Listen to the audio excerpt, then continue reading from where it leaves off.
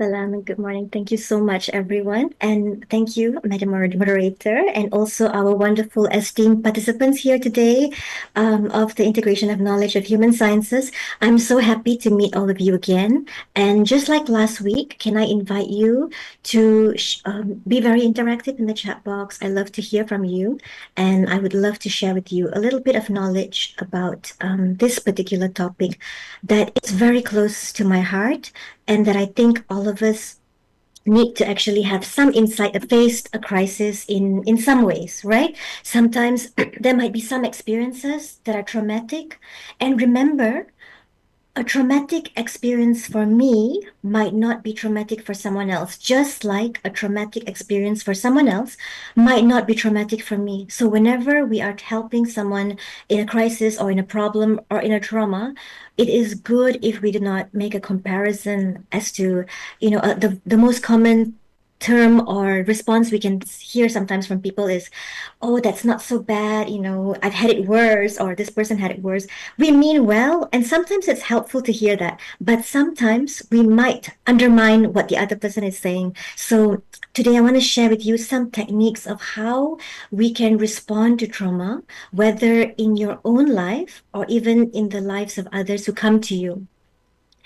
When we want to go back to, when we talk about trauma, when we talk about crisis, let's go back to basics, let's go back to the origins and also wonderful ancient knowledge which is the truth as well. So we see here, we can actually learn a lot about crisis management. You can see from Nabi Nuh's unwavering faith in the face of a flood. We can see Nabi Yunus' patience, in all that he was going through in the belly of the whale. Nabi Ayub suffered a lot, and his steadfastness through that unrelenting illness and losing everyone in his life. And that was beautiful to see how they were able to have resilience. That's a very common denominator here. And they trusted in God's wisdom, enduring with hope, no matter what the hardship. I think we need to think of these wonderful people as some of our wonderful heroes as well in our life to really bring that encouragement and reminder to us. So it is not to compare, but it's more of an inspiration that, God willing, we can even emulate that wonderful resilience. In counseling, when I teach counseling techniques, right, there is a part here that talks about the soul wound. And I love this part because this is the part that really touches on soul and also the wound and the pain of the soul and the trauma. So before I go further, right, can I ask you to type in the chat box, what is the first word that comes to your mind when you hear the word trauma? Can you type in the chat box? What is the first word that comes to your mind when you hear the word trauma? Can you type? Pain. Okay, thank you, Madam Raini. Distress, tragic experience, pain. Yes. Dr. Fatima. Okay, Aisha says anxiety. All right. What else comes to your mind? So yes, you're right. Pain, anxiety, fear. All of these are very accurate and very good. Very, very afraid. True. Trauma makes us feel anxious, fear, because there's uncertainty there. We do not know what's going to happen. It's a disaster. Exactly. It's the unknown. And sometimes the unknown can be scarier than really facing reality itself. So it's a tragic experience, true.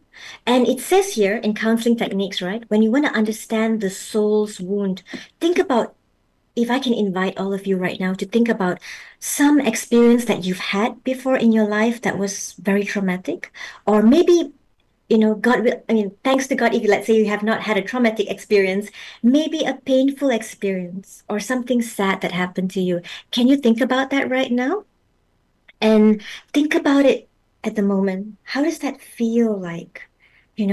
And how did that feel like? So when you're trying to understand the soul's wound and trauma, you need to become aware of it and know that sometimes there is an intergenerational trauma. Sometimes it can actually, in psychology, we'll call it like some predisposing factors and also some biological factors that we can see as well, trauma. And it's interesting because trauma and crisis and all of these hardships sometimes occurs in the soul. It starts there. And we need to understand how it starts in the soul, or in Western psychology, right? They call it or in the soul or in the spirit. And I love that this particular book talks about that, actually, because we need to acknowledge the source of that trauma. And we know where it starts, right? It can manifest in different ways as well. What you typed in the chat box, all of you, are manifestations actually of trauma. It's very, very true. Some of it, trauma can manifest emotionally, some of it can manifest physically. So I'm going to show you more about how the manifestations of trauma actually happens before we go into the how, right? So let's first lay down some cards right at the moment. Crisis, trauma, and grief. What exactly are they? Are they the same, you think? They're definitely overlap, but they're not the same in equivalence. So crisis usually precedes trauma.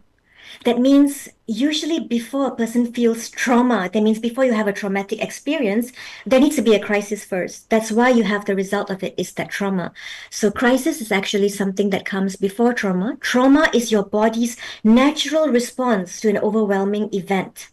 So sometimes you might think, why is this? Let's say, for example, you know a friend or a child, a daughter, or somebody's child, let's say a teenager maybe, and they come to you and they say that I cannot go on with my life. I had a crush on this guy, and now I noticed that he already has somebody else, and they are a teenager. And sometimes we might feel anger or judgment, or we might feel like, why is this person, this teenager, actually making this their whole life and wanting to give up on their life for this particular reason? But we don't understand that their worldview at that moment, that issue is huge for them. So trauma is different for different people. The crisis can mean different things for different people. For us, that might not be a big crisis, but for that person, it is their whole world. So we need to make sure that we don't generalize that particular response, because everyone's response is different. So trauma is a natural response that you might feel, like facing the floods right now in Malaysia. That can be traumatic. The crisis is the flood. The trauma can be feeling that fear and anguish and sadness, responding to that after going through that. And grief is a normal process that involves psychological, social, and somatic reactions. That means psychological is like extreme sadness. Social can be you want to stay away from everybody. Somatic is you feel like something in your body, right? So palpitation, your hands are sweaty, you can't sleep at night, you can't eat. So that's actually a little process of grief, actually. So you can see that some of the reactions in grief can overlap with depression as well. But grief is very much a huge process of loss. There is a loss that you are grieving. People going through natural disasters are grieving the loss of their things, maybe their property, their stability, their security, and maybe even the loss of a life sometimes. So grief is not only losing someone's life, but it can also be losing a relationship, losing a friendship, the end of something that meant a lot to you, losing a job, losing something that meant a lot to you. And crisis actually is a situation.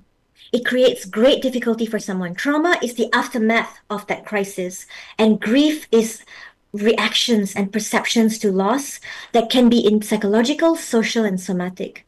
How many of you, and by the way, I love Zoom because you can personally DM me right over here in the chat box.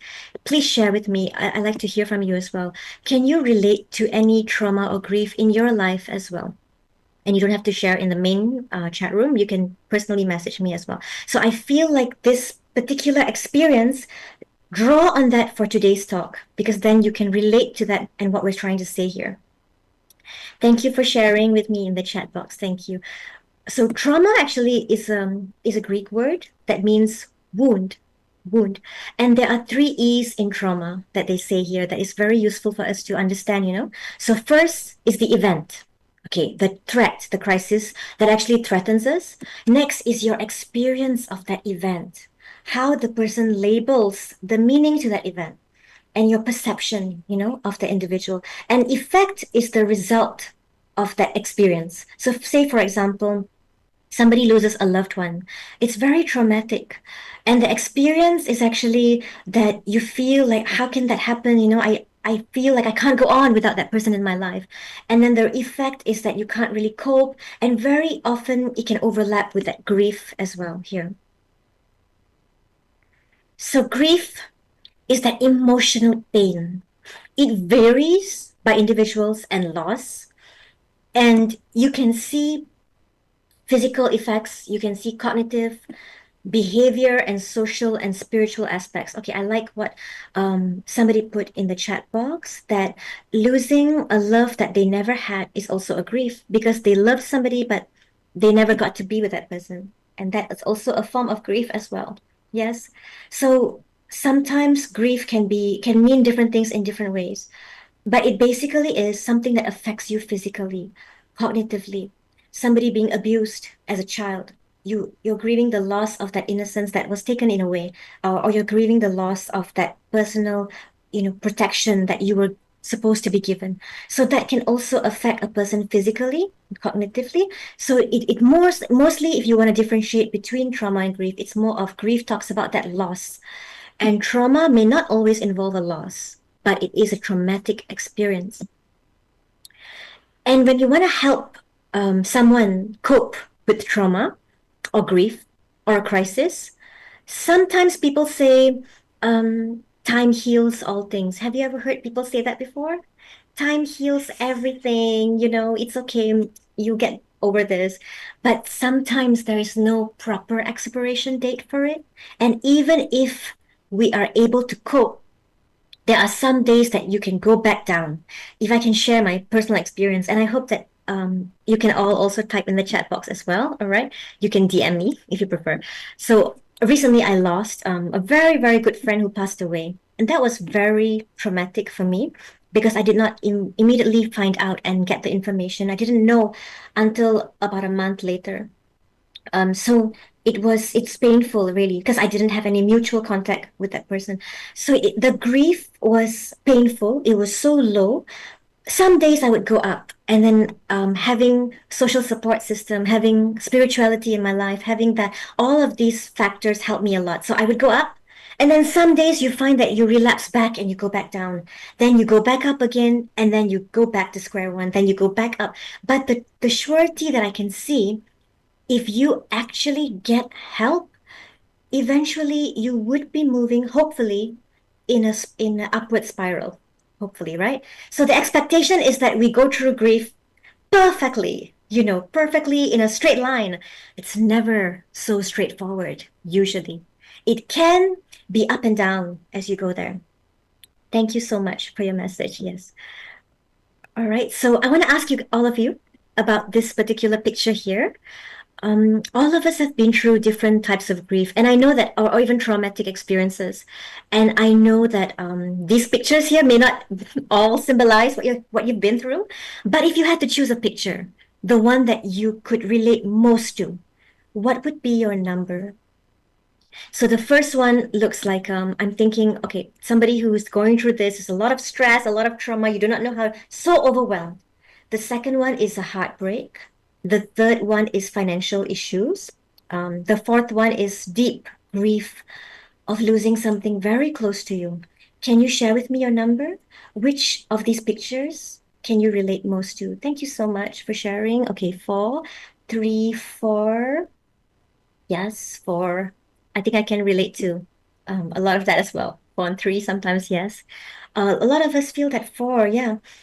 Anyone else? Anybody feels that overwhelmed feeling? I mean, when I think of overwhelmed, it reminds me of number 1, like you're just so overwhelmed. Number 2, 2 as well. Thank you so much for sharing. 4, 4, 4, 4. Exactly.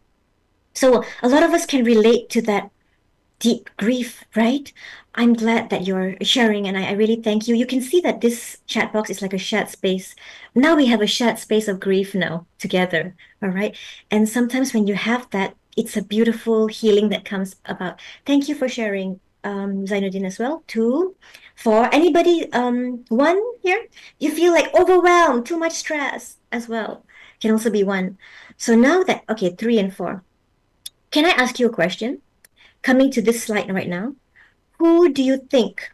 Thank you. 1 sometimes, yeah, exactly. Who do you think is in a crisis? Can you guess? What would be the number now? Who do you think among, okay, three, three, three, three, one. Okay, yes. Two. Interesting, Nasir. Yes. Who else? Two, two, two, two, three, four, one. And the answer, actually, yes, thank you, Farida. Okay, thank you, Hassan. Right. Four also can be. Yeah, I love you guys. Actually, you're right, Madam Raini. Yes, all four can be in a crisis. Actually, you are right. Thank you for the direct messages. Yes, 333. You are right. In fact, all of the above can be people in a crisis. You know why? Crisis does not always look like number three. Sometimes it can look like number one. They look perfectly fine on the outside, but look at their space, their home, when you enter their room. Sometimes it could be, I'm guilty of that sometimes, too busy, but sometimes it could represent your mental space and your emotional space as well. And crisis can look like that. And then sometimes it could look like a smile and a laugh. You know what they say? The biggest clown in the room sometimes is the person who's really suffering a lot.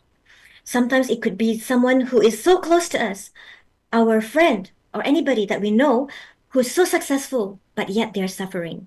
I want to share this with you to tell you that a successful person, it does not work like a, like a weighing scale, The more success, the less mental health issues. No, the more you're perfect in every single holistic way, biopsychosocial, spiritual, the less the mental health. Not necessarily. It really depends. Yes, exactly. Some people mask themselves by smiling or laughing. Exactly. So we need to identify because a lot of times people look like the picture on the left. What we don't see behind closed doors is the middle picture. And what they're really, really going through is the right picture. You never know that your help today, the skills that you give, can actually be helpful for these people. Can you look at this particular slide right now? All of these are some symptoms of trauma and also being in a crisis and also even grief as well. So later you can share with me also, right? All right, you can tell me which can you relate most to. Is it deadlines? Is it fatigue? I remember when I was so stressed, sometimes it can really affect your brain. Do you realize that? Do you know emotions are not just got to do with your heart? It's really very physiological and neurological. You can really, if you were to put in an MRI scan, you can really see which parts of your brain light up when you're happy, when you're sad.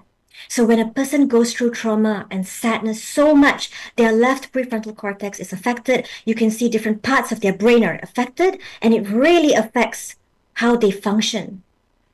This prefrontal cortex here is very responsible for our decision making skills and problem solving skills.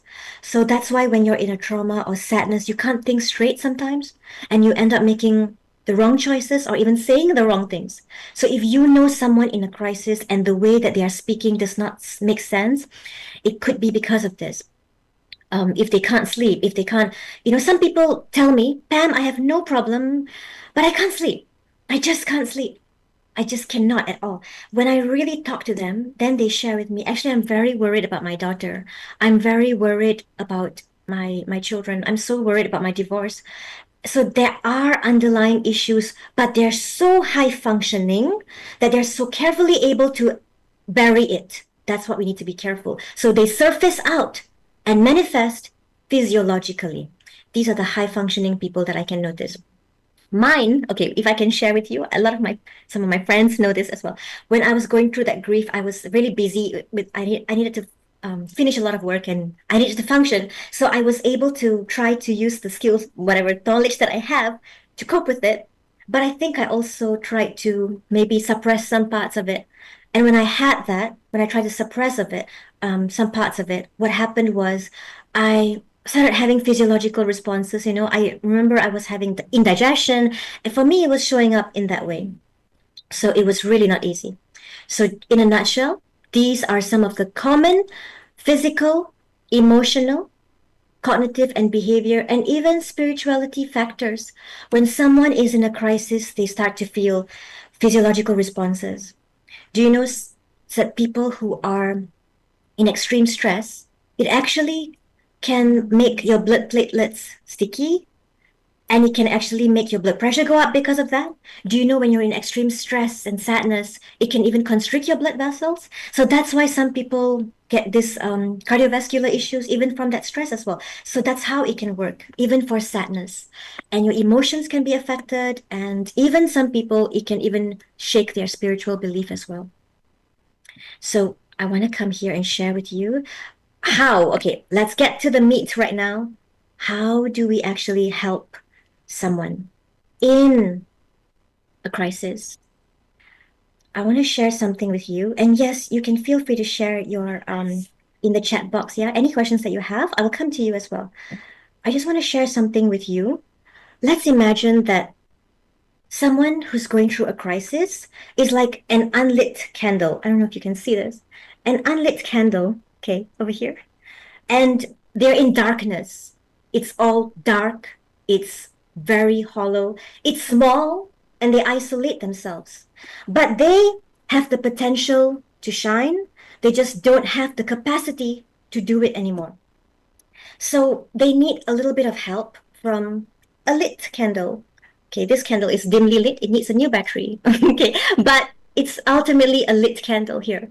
And that's you, all of you. If you, this person with a lit candle is actually in a position to help the person with an unlit candle, which is actually symbolized by an unlit candle.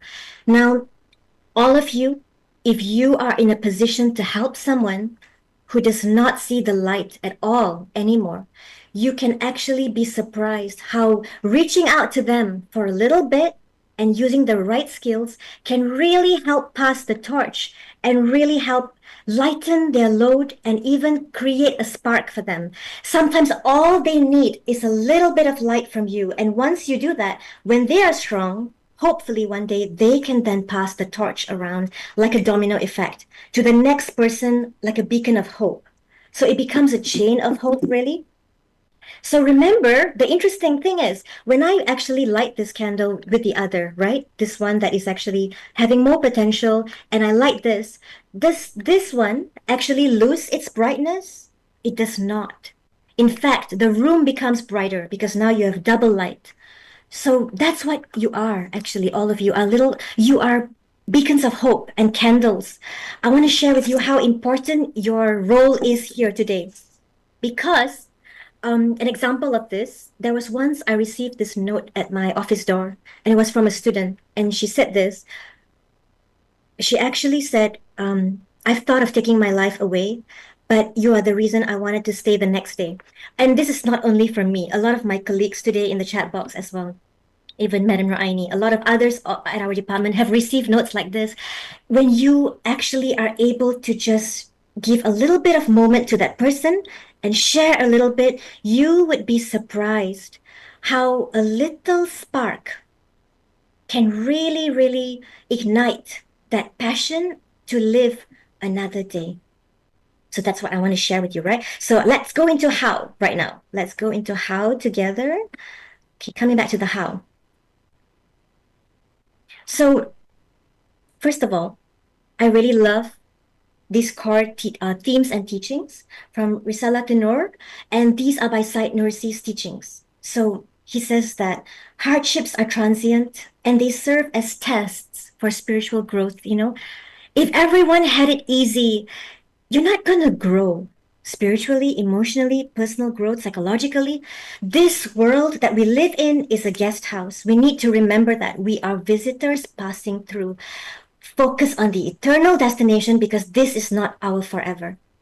Hardships are part of God's plan and they have hidden wisdom. It might be hard to digest this sometimes, but it's the truth.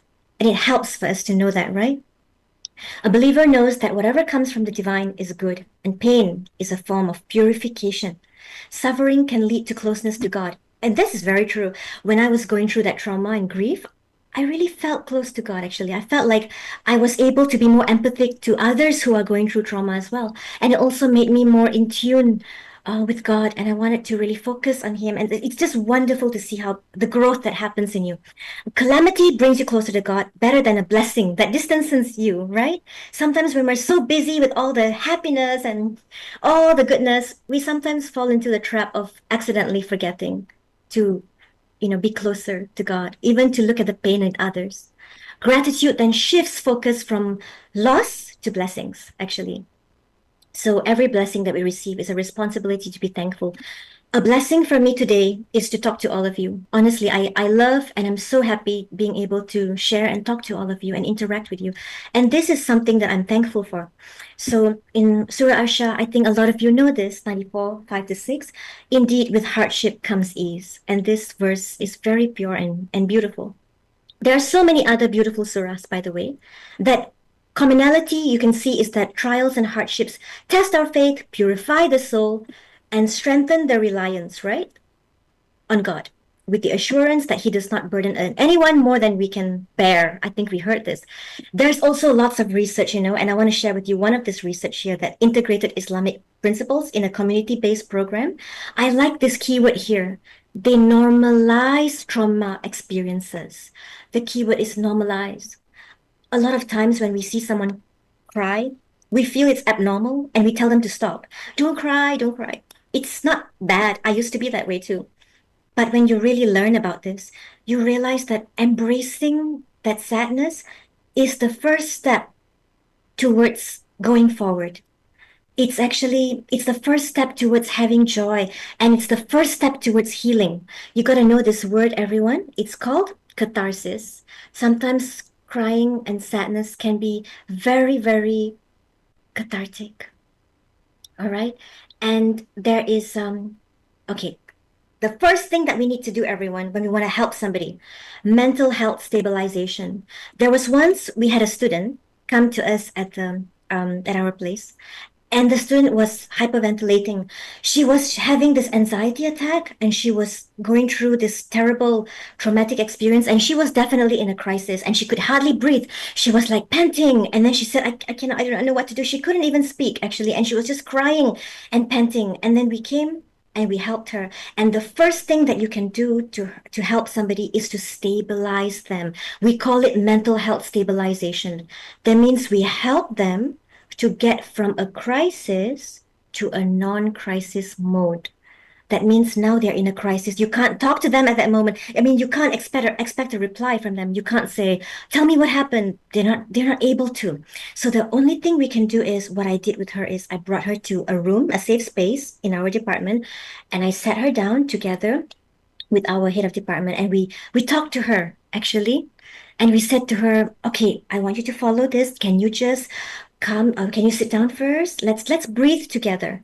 That's one of the first things that we did. We tried to stabilize the person, because if they are not able to speak, one of the first things that we need to do is to first stabilize them. I will share with you this one when they are able to speak. But before that, we really need to just stay with them and be silent. Sometimes just you sitting with them is already so helpful. Just being beside them. And if you see what Imam Al-Ghazali said, sometimes the useful thing is to just, silent, be silent, have a natural break from that. Remaining silent can be appropriate, sometimes for deep reflection. Create a safe space for them. Can you relate to a time when you were with someone and you didn't know what to say? Sometimes it helps to just be with them, and you can even be honest. Remember the video I showed you last week? You can say, "I don't know what to say, but I'm so sorry you're going through this." Even just saying that, or even just keeping quiet, that's what we did. We kept quiet, and we just kind of told her to breathe. And that's what helped a lot over here. I'm going to share with you two techniques, everyone. One is deep abdominal breathing, and one is grounding. Okay, so for the first one that I want to share with you, okay, deep abdominal breathing. But first off, we need to be going back to basics first. Okay, everyone, can I ask you to do something for me? Can you sit back comfortably? Are you comfortable? Can you sit back comfortably? All right. Now put your left hand on your chest and your right hand on your tummy, or your stomach area. So the left one is on your abdomen here, on your chest, and the right on your tummy. Now I want you to take a deep breath and exhale. Can you tell me, when you took a deep breath, inhaled, right? Did your left hand go outward or inward? How was it? Do it again. Type in the chat box. Take a deep breath, inhale and exhale. So when you inhale, it went inwards. Okay, now tell me what happened to your right hand on your tummy. When you inhale, did your tummy become bigger, like it's expanding, or did it go inwards? When you were inhaling, inwards. Okay, so the correct way that I want to share with you, the deep abdominal breathing way that will help you get more oxygen into your body. When you inhale, the correct way actually is for your tummy area, right, to actually go outward, actually, the correct way. And yes, Aisha got it. Expanded. Yeah, tummy expanded. Correct. When you exhale, your tummy area is going to go inward. It's think of it as a balloon. Can you see this balloon? Haven't blown a balloon in many years. So I'm gonna blow this. Now imagine you are inhaling. This kind of expanded. Am I right? This is like your lungs. Actually, this represents your lungs right now. And now when you inhale, it gets bigger, right?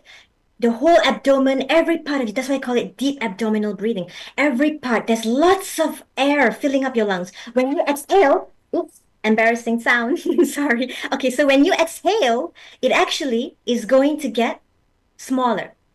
So this is a part that all of you need to learn because you can still breathe and be alive, even if you do it the opposite way. But you won't get as much breath. So this is what we did with her. We told her to breathe in and breathe out, but using the deep abdominal way. Can we try this together, everyone? I'm going to give you a technique, and it's called 4-4-4-4. So 4 times. And it goes like this, okay? Inhale 4 counts. Hold 4 counts. Exhale 4 counts. Hold 4 counts. Okay, Dawood says tummy inward, exhale outward. Inhale. Wait, I got confused. Inhale, inward, exhale. It's actually, yes, correct. Outward is for inhale. Yes. Inward is for exhale. Correct. So let's do it together. 4 counts of inhale, 4 counts of hold, 4 counts of exhale, and 4 counts of hold. I'm going to show you how to do it. Okay, let me guide you through it. Let's put our hands on our tummy right now. Only our tummy. Breathe in. Tummy expand. 3, 4. Now hold for 4 counts. All right. And now we're going to exhale for 4 counts.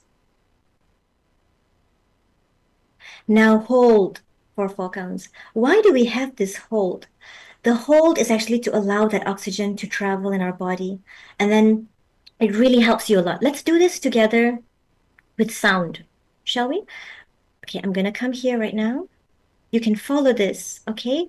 So everyone, can I ask you, let's do this together. Oops, sorry. Get ready. Gonna breathe in together for 4 counts. Can you hear the music, by the way? Can you type in the chat box? Okay. Now hold. Okay, breathe out. 2, 3. Now hold. Breathe in. Hold. Now, if you can, ignore the screen and just close your eyes with me. Now that you know how to breathe, practice that. But when you breathe in this time, I want you to imagine that you are breathing in good energy. And it's traveling to every part of your body.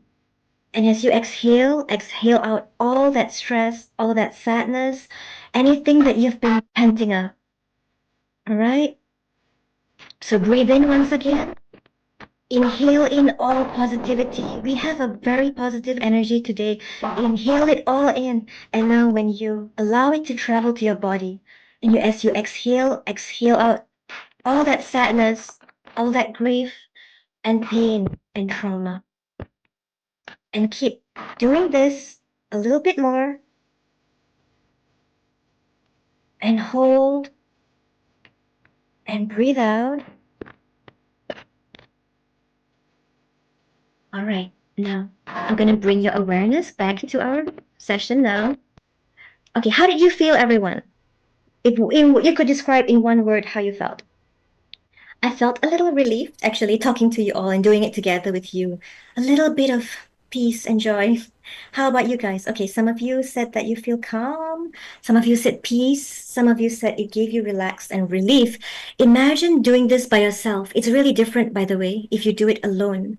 You really feel you can concentrate better. And you really would be able to get into the zone. I did this actually with that student. I told her to imagine Fort Dixon, actually, a beautiful place in Malaysia. So I told her to imagine that you're by the beach right now, and I played beach music for her. And I said, let's just go there. Can you see the beach? Let's breathe together. We're both there and we're walking by the sand. So our mind, the way God created us is so powerful. The way our mind we're able to see without actually seeing something in the physical realm, but in your mind's eye. You know, I teach sports psychology. There's a concept called the mind's eye. So it means that you're able to visualize it. That's how powerful the brain God has given us. If I tell you to think of an apple right now, did you see an apple? What color is your apple? Mine's red in my mind. That's how powerful. So you can bring yourself to peace anywhere, even in a crowded place, even in a crisis. You can go to your happy place. And that's what we did with her, a stabilization technique for her. Okay, another way to stabilize someone. This is called grounding, by the way. All right, fresh and relief. Thank you. Yes, relax. Grounding is like this. Ground. Ground means you feel the earth. It's kind of like earthing you for a bit. It helps you to be present in the here and now. Do you know when, say, for example, I really got a client actually. She was sexually abused when she was 11 years old. And she was in the house, it was by her uncle, and she couldn't escape anywhere. And that traumatic experience of not being able to escape anywhere, as an adult, she felt anxiety whenever she's in the escalator, whenever she is in a flight, whenever she was in a traffic jam, that concept of not being able to escape. Once she was at Batu Caves, so then she got lost over there. She couldn't find her parents. That also gave her an anxiety. So now, as an adult, she's working in a beautiful corporate company. She cannot enter the lift to go up to her floor. And she's a manager, by the way, a wonderful person, very spiritual. And she cannot, whenever she wants to go to her 30 something floor, she has to wait for somebody who hopefully will also be using the escalator at that time, the elevator, sorry, at that time. And then Baru, she will go inside. That's how much the anxiety was. And what we need to do, we needed to do is to actually bring her to really ground her towards the here and now. So one of the things I helped her was in grounding. Another thing, of course, was in helping her to revisit her past. But you don't have to do that right now. What you need to do, your role is help the person to ground, to feel grounded. And that's a very helpful technique because you really help them to be present in the here and now. So how do we do this? There are 5, 4, 3, 2, 1. Okay, so you can tell them because when she's in the elevator, she gets the flashback. Oh my gosh, I cannot escape. I cannot escape. It brings her back to that 11-year-old girl again. So now she's revisiting and reliving that trauma. Help the person to be grounded on the here and now. So I say to her, okay, can you focus on 5 things you can see? Tell me 5. So she's hyperventilating. 5 things you can see. Can you name 5 things you can see? Let's say, for example, if they're capable of doing that. If they can't, you need to do the deep breathing first. So now they say, okay, name 5 things you can see. Everyone, can you do this together with me? Tell me 5 things you can see. Like, for example, mine will be fan, computer, aircon, and then table, for example, right? And cup. So 5 things. Can you name 5 things you can see? And then, consequently, you tell the person, can you name 4 things that you can touch? So, okay, I'm going to touch my phone, going to touch my computer, going to touch the light, the Tupperware, for example. Yes, thank you, Dr. Fatimah. Glass, laptop, lamp. Then you go to 3. Name 3 things that you can hear. I can hear the fan, my voice, and birds, for example. Name 2 things you can smell. Yes, smell. Hopefully something good. Okay. I can smell my room, my air freshener, my perfume. Name 1 thing you can taste. So this morning's coffee, for example. Why are we doing this, everyone? There is a science behind it. by the way. The science behind the grounding technique is it really activates your prefrontal cortex because now you are bringing the attention to sensory details. You are shifting the brain from the amygdala. The amygdala is very activated when you're emotional. It shifts it to the prefrontal cortex to activate this part to think clearer. Remember, I shared with you the prefrontal cortex is in charge of decision making and problem solving. So then it also engages the parasympathetic nervous system. This parasympathetic nervous system, PNS, right? It actually helps you to be peaceful and calm. It counteracts the stress part. And also, when you do grounding, it helps you to really engage the sensory input. You have a thought stopping technique. You block it like a traffic light. All of a sudden, you hit the red light. Now, let's go into yellow. 5 things you can see, 4 things you can. So on and so forth. So you're actually going to yellow. Now you go to green to be peaceful and carry on with your day. Truly, I tell you, try this technique when you're very stressed. Then you can see the shift in it. Try it when you're very angry as well. It's really helpful. All right. I would like to share with you some final parts here. The essence of oneself is really likened to a perfect mirror, which, if polished, would then reveal one's true divine nature. This is from Al-Ghazali and The Alchemy of Happiness. So, really, you can see that the essence of you is like when you're polished, a mirror that's polished. That's how it will reveal your true divine nature. The crisis that you feel, the grief that you go through is now slowly showing your divine nature. And that's beautiful to see that, right, everyone? Okay, so thank you so much, everyone. Salam. I would love to hear from you if you have any questions that you would like to ask or anything that you would like to comment as well. You can also private message me if you want it to be private also. So can I hear from you? I'm just going to take some questions now. To all participants, you can have a question Q&A or you can write in the chat box. If you want to have question, you can raise up your hand so that I can unmute you. Thank you, Madam Aini. Thank you so much. So any questions? You can also DM me, by the way, so that it's private if you want to. Thank you so much. Thank you. Aisha, yes. Thank you. Okay, as a Muslim psychologist, do you think there are personality disorders that are incurable? For context, I work in a family court here in the Philippines, where most non-Muslim psychologists who testify before us claim that their clients suffer from personality disorders, which they classify as grave and incurable, no matter the intervention. So they use this as supporting evidence to have their client's marriage declared void. So antisocial disorder, personality disorder, narcissistic personality disorder. So that's a very good question, by the way. Can we actually cure a personality disorder? And do we even use the word cure as well, right? It's just like saying, can we actually cure a physical, very, very debilitating physical illness? So the answer would be, our responsibility, it's not to say that we are, something is going to be cured, but we can definitely help the person to have the resources to deal and manage their symptoms. I wouldn't say it's incurable. Yes, someone with a personality disorder has developed it, and they can actually exhibit it because of family background issues, trauma, and everything. Some people have borderline personality disorder, and all that. So I would say that it's not to say it's incurable. I wouldn't look at it in that way, like a fever. It's more that, yes, the person lives with that disease, but they can actually get help to address the symptoms as part of the illness. They can definitely get help to manage those symptoms. They can. Whether they will suddenly be completely without narcissistic personality disorder, maybe it's not exactly in that way, like as simple as a Panadol for a fever, but it's more of like they can be helped, definitely, to be given the right resources and help to help them manage their symptoms.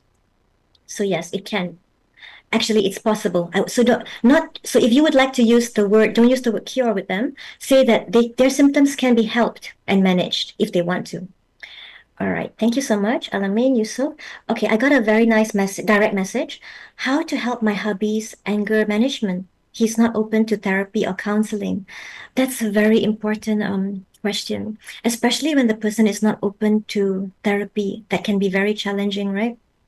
For us to actually, we can't force them. So I would say, um, if they're not actually open to, maybe he's not open to counseling for his anger, but you could actually propose to him, would you like to see a couples therapist? Maybe a couple therapist can help with our, improving our communication. So don't put it as to help with your anger. Maybe he feels defensive and he might feel angry, like people are gonna find fault with me. So put it in a way that, would you like to go for couples therapy? Of course, he would decline at first, but as you slowly talk about it, when he realizes on his own that his anger is controlling him, not he control his emotions, he will get help, actually. It's better that the person wants to go on their own rather than we force them, because then they'll be cooperative. But you know what? Don't give up in that. I've seen husbands where they refuse therapy, and in the end they realize it's not helping their current behavior. It's not actually working out. They will then go for therapy. So in the meantime, you can help them be calm by using these strategies and talking to them, and being helping in that way. But have your boundaries as well, because you also are a person who is of worth, right? Okay, I got a very nice experience here. I have experienced a situation when I felt so weak and I cannot breathe. Even I could not hold the mobile phone to make a call. It is short of breath. Later, I will always feel the same when seated in the AirAsia flights. So uncomfortable. Luckily, the flight took 55 minutes. Thank you for sharing that experience. I think that this is a very, very common experience as well among people with anxiety symptoms. My own very close friend would always call me when she's on the flight because of the exact thing that you're saying. You feel so weak and anxious. So what I would recommend to you, it's really good if you can talk to someone. You could talk to a professional about this. Try to talk to a psychologist or a counselor and find out, because that person will help to find out what are the underlying triggers for this anxiety. What about the flight scares you? Because it's not just fear of flight. Sometimes there's an underlying issue, like my client just now. She's not afraid of airplanes only. She works for one of the airline companies, and she has anxiety flying.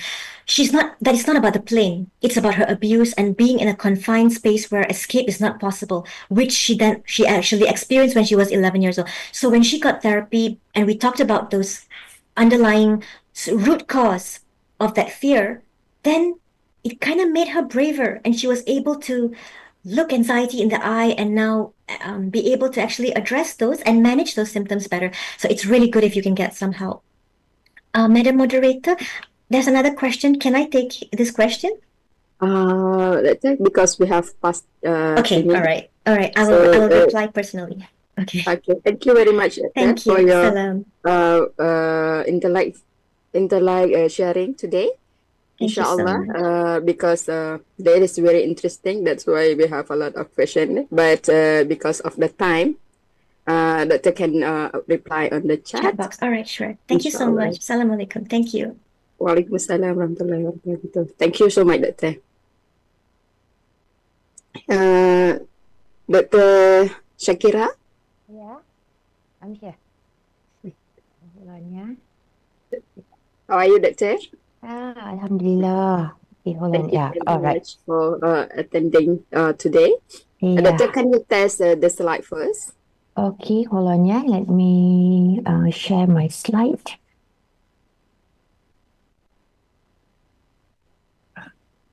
Hmm.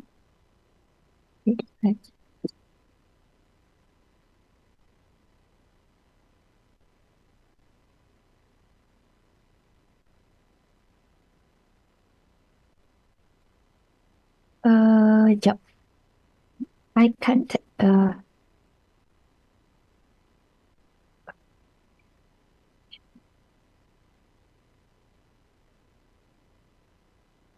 Hmm.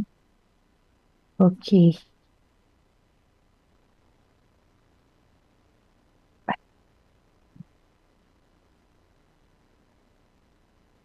Can you see the slide? Oh, not yet. Not, okay. It's just Okay. Okay. Uh, All right. but Doctor, it's very big. Can It's you? very big.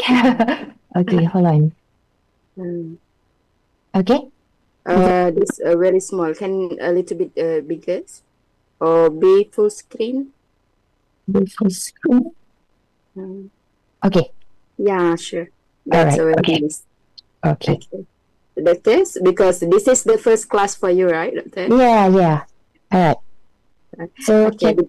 Mm. With that, let me introduce a bit regarding you for the participant. Okay. Okay. Doctor is an assistant professor. She is Dr. Nur Shakira Muhammad Nasir.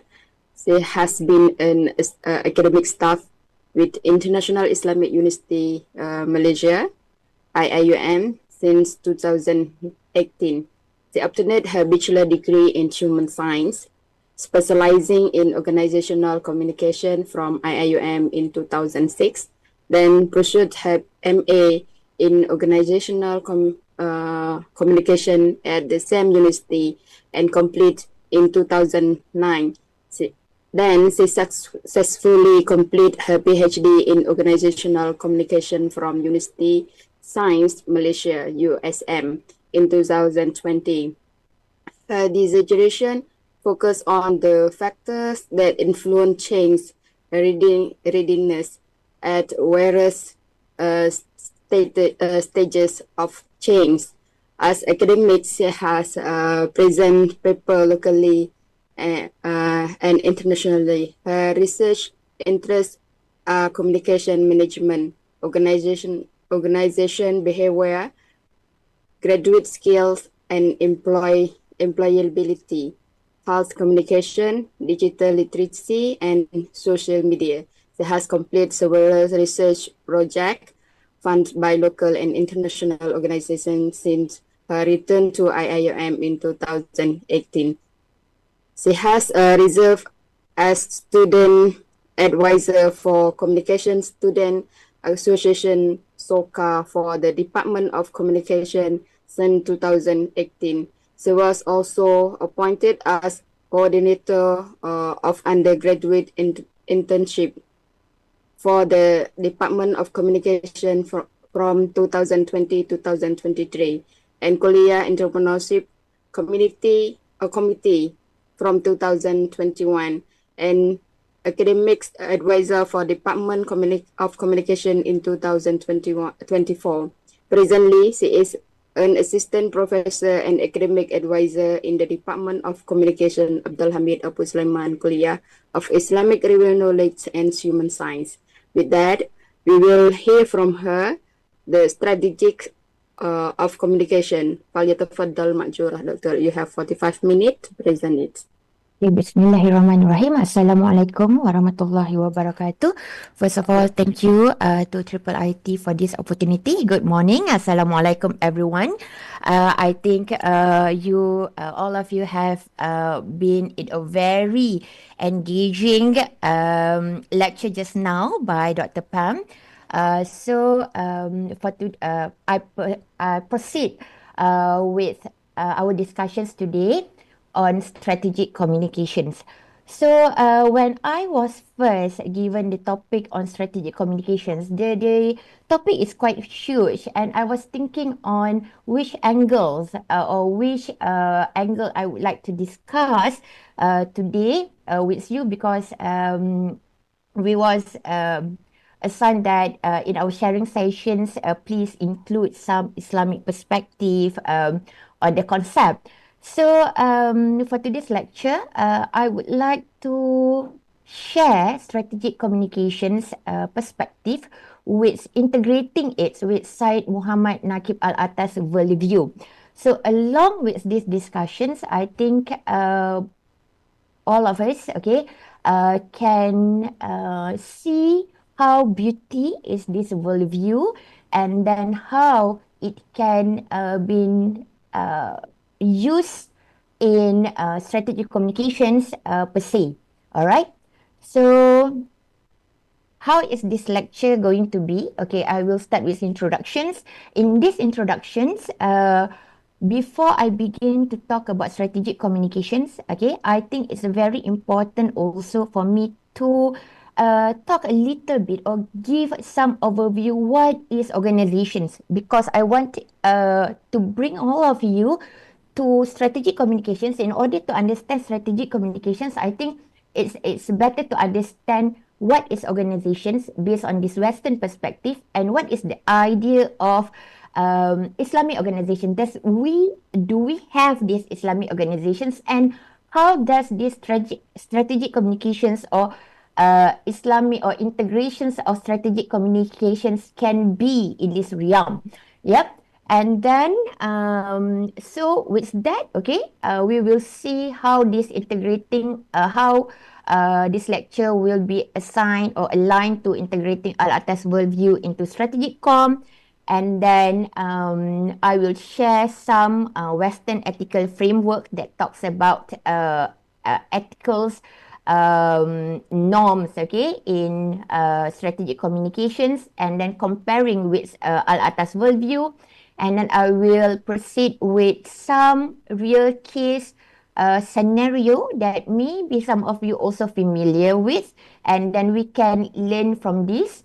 And lastly, the challenges if we would like to integrate this worldview or this principle in our organization. Is it workable? Is it possible? And then how to move forward if we would like to integrate it. All right. So let's begin with the introduction. So what is organizations? So there are many scholars have defined organizations. What is organizations? Fine. But for the sake of this lecture, I take one, okay, by Shine in 1980s. So Edgar Shine defined organization as organization is the planned coordination of the activities of a number of people for the achievement of some common explicit purpose or goal through the vision of labor and functions through a hierarchy of authority and responsibility. All right. So there's a few words here, the key words here. Planned coordinations activities. So organizations can function if, okay, it's coordinates between one another, and it should be planned. It's involve a lot of people to achieve certain goals. All right. And if we look into, okay, that is Western organizations. What is organizations being defined by Western organization, by Western perspective.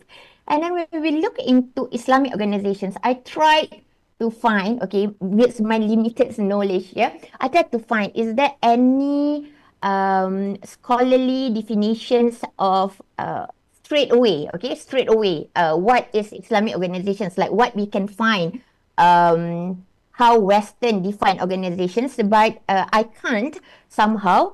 However, what I can find based on my readings is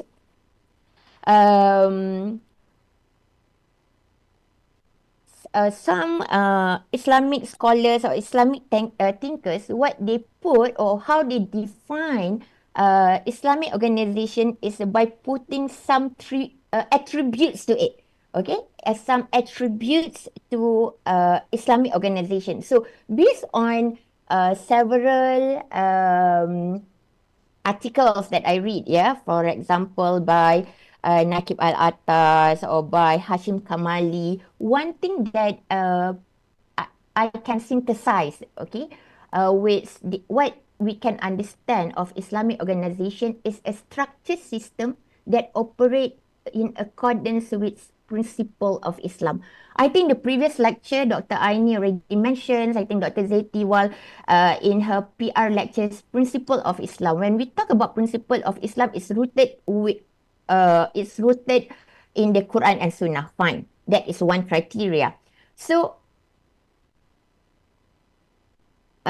operates in principle of Islam to achieve what? To achieve balance between material progress and spiritual fulfillment. If you see the organization in Western perspective, they don't define this. Okay, balance here, they did not mention. What important in Western organizations definitions is to achieve the specific goals, the objective of the organization. But then, okay, it does not it does not elaborate further, okay, for the well-being of the individual, for example, in both dunya wal akhirah. No, there's no definitions of organizations like that. Definitions of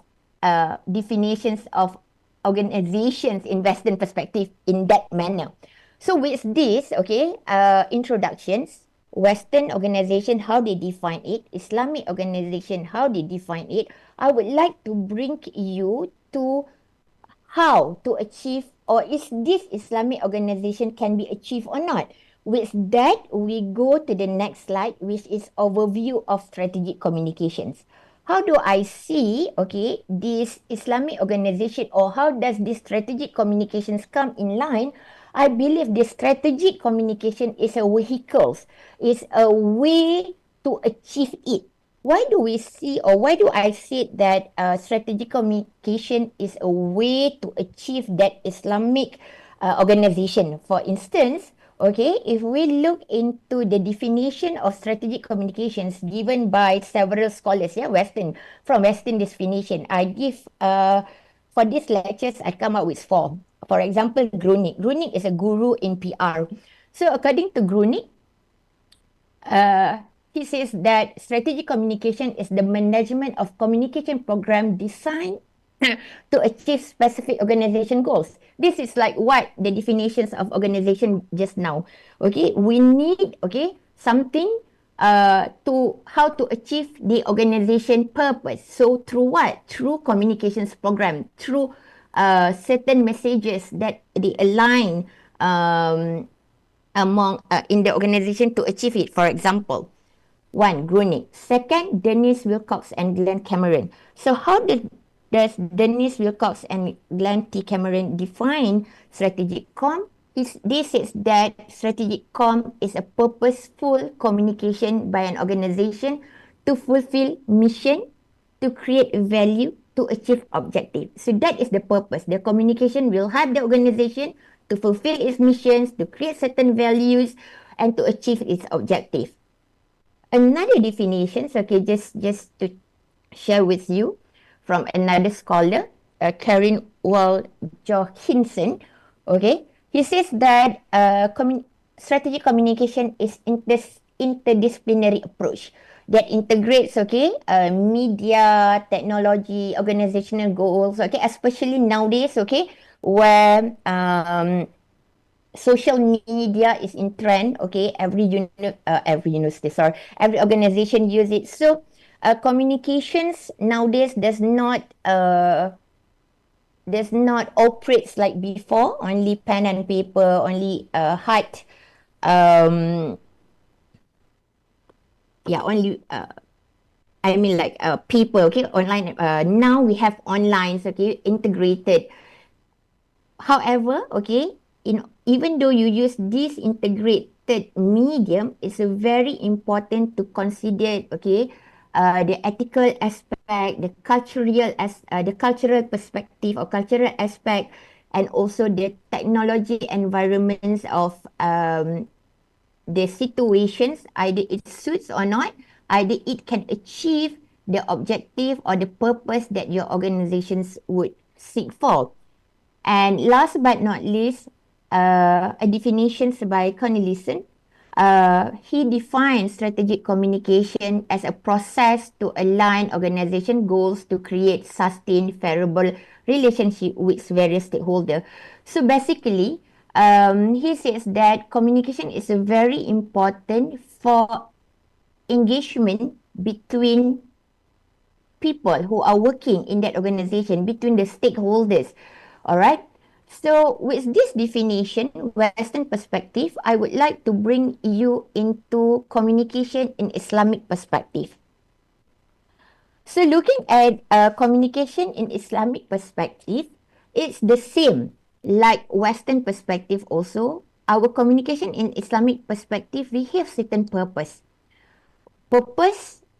We have ethical dimension that we have to look into. And we also have stakeholders, the persons or the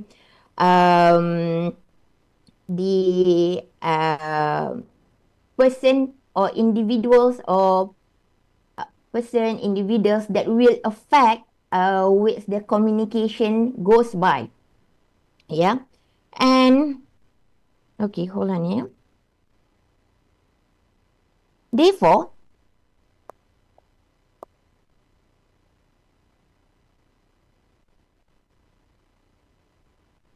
with that, okay, understanding, I think I can sum up strategic communication, how we want to integrate the strategic communication from Western and Islamic perspective is a purposeful ethical management of communication process, which integrate technology and stakeholder engagement, which is guided by clear objective, integrations of media and culture sensitivity and ethical and spiritual values. So the ethical and spiritual values here is the Islamic perspective that need to be integrated in order for us to have this Islamic strategic communications in organization.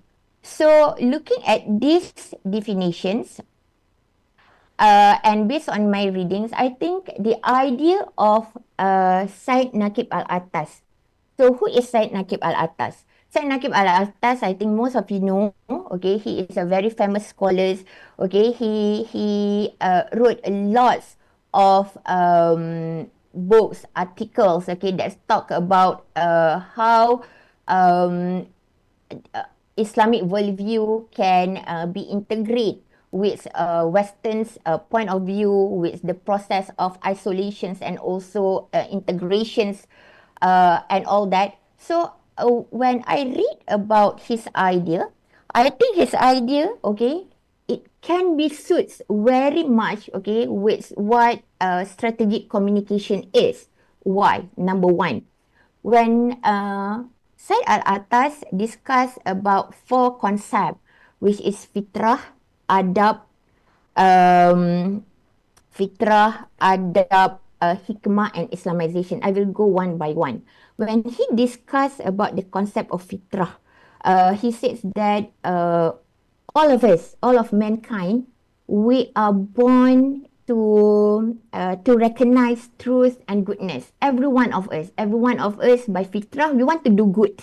Yeah, we want to be a good person. So in these relations, how does fitrah here can be aligned with strategic communication? SC is strategic communication applications. Yeah.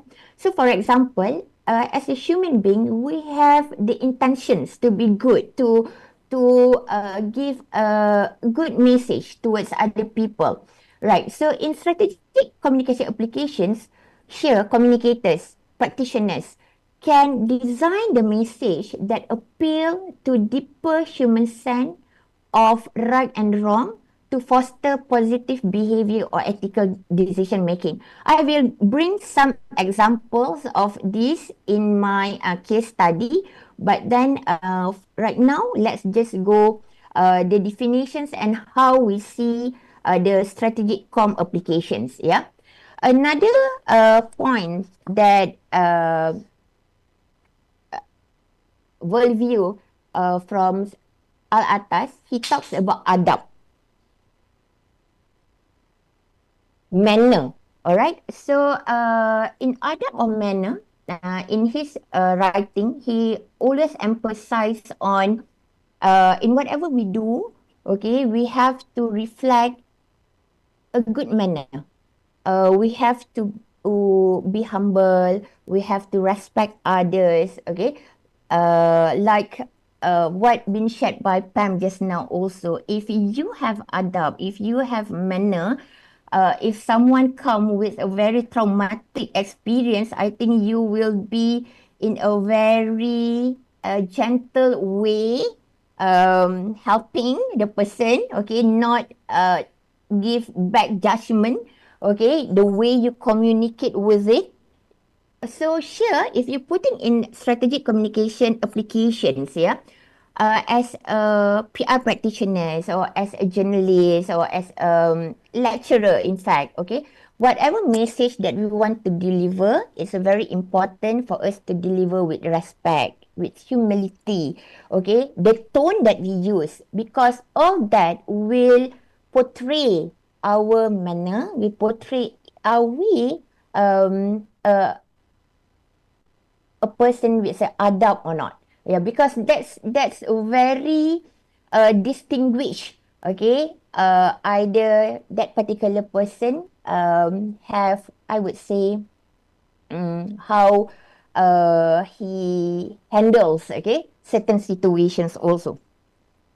All right. View number 3 by Al-Attas is hikmah. How does hikmah can be integrated or integrate with strategic communications? Hikmah can be defined as ability to discern truth and act in a balanced, just, and ethical way guided by deep knowledge and understanding. So, hikmah here is wisdom, right? So, in order for you to have wisdom, or you and me to have wisdom, okay, sometimes, okay, our experience, our knowledge, our understanding of certain issues, of certain situations can guide us. And with that hikmah, with that wisdom, with that deep knowledge or understanding that we have, I also believe it's relate with how the manner just now you want to convey certain messages also. Because certain messages, certain informations that you want to share, you want to give to other person, your wisdom with it, your knowledge, your input with it, okay, is a very important for you to hold, so that you will not lie maybe, um, or you will now, okay, there's a lot of things, people misuse of data, for example, misinformations of things. So with deep knowledge, with hikmah, with wisdom, most probably, all right, or hope so, this will not be done. Yeah.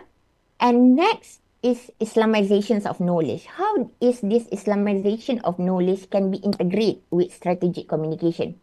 So Islamization of knowledge involves in framing all form of knowledge within Islamic ethical or spiritual context, and then we frame, okay, for example, uh like here, all right, we take Al-Attas worldview, and then we take what we understand of strategic communication in Western perspective, or in ethics in Western perspective. We link it together, and then we'll try to find the best way of doing it. Okay, Islamizations of things here. So in strategic communication application, communication should be grounded in ethical framework that align with Islamic values. Therefore, the messages sent not only to inform but also guide individuals towards better ethical choices, promote justice and societal well-being. Because you remember just now when I mentioned that Islam, what is Islamic organization is all about. We want to have our purpose of life not only in this dunya but also for akhirah. So we need to be responsible of whatever that we do. In this regards, I talk about we as a communication practitioners, whatever that we do, the information that we share, make sure we share something that is very true, something that is beneficial, not a fake information, all this. Because whatever that we do, it will be bring towards, okay, at the end of our life later, okay, it been cumulative. All right. So now I proceed with the next slide, which is, okay, this is an examples. All right, the examples of how, okay, you can see integrating of Al-Attas worldviews into strategic communication perspective. Fitrah, for example. In Malaysia, all right, because I know some of you is outside Malaysia. In Malaysia, we have a campaign. the campaign called Kita Jaga Kita campaign. Okay, Kita Jaga Kita campaign. This campaign is about a public health campaign promoting kindness and social responsibility during crisis. So why do I take this Kita Jaga Kita campaign as an example of how strategic communications applied here, fitrah being applied in strategic communications. For example, in fitrah, like I mentioned just now, all of us want to do good things. Yeah. So you can see in Kita Jaga Kita campaign, there's a lot of people work together to promote it. For example, during this right now in Malaysia, we are having a flood situations. All right, flood situations in Kelantan, in Utara, in Kedah. Yeah, so we can see, okay, many people by nature they want to do good things. Okay, even though okay flood situations can be dangerous. Okay, but then they willing to go to the field and help others because by fitrah we want to do good. All right. And then adab. Okay, I bring another example. Khairul Amin respond to oily food issues. All right, maybe those people who are not from Malaysia, you are not familiar. Who is Khairul Amin? So Khairul Amin is a content creator or influencer as well as entrepreneur. So this Khairul Amin, he usually share how his recipe online, okay, how does he cooks, and then why it become an issue here that day, okay, become an issue. He cooked, and then in that video, he used a lot of oil, all right, a lot of oil. And then there's another medical doctor, okay, there's another medical doctor give comment to Khairul Amin in social media saying that Malaysia is known as a country that have a lot of obesity and you are influencer, you showing cook with putting a lot of oil, it's bring bad influence to others. And what interesting here, how with very manner, okay, in a very manner way, Khairul Amin responds to the criticism for him or on him on that video. He respond in a very calmness. Okay, he addressed the feedback.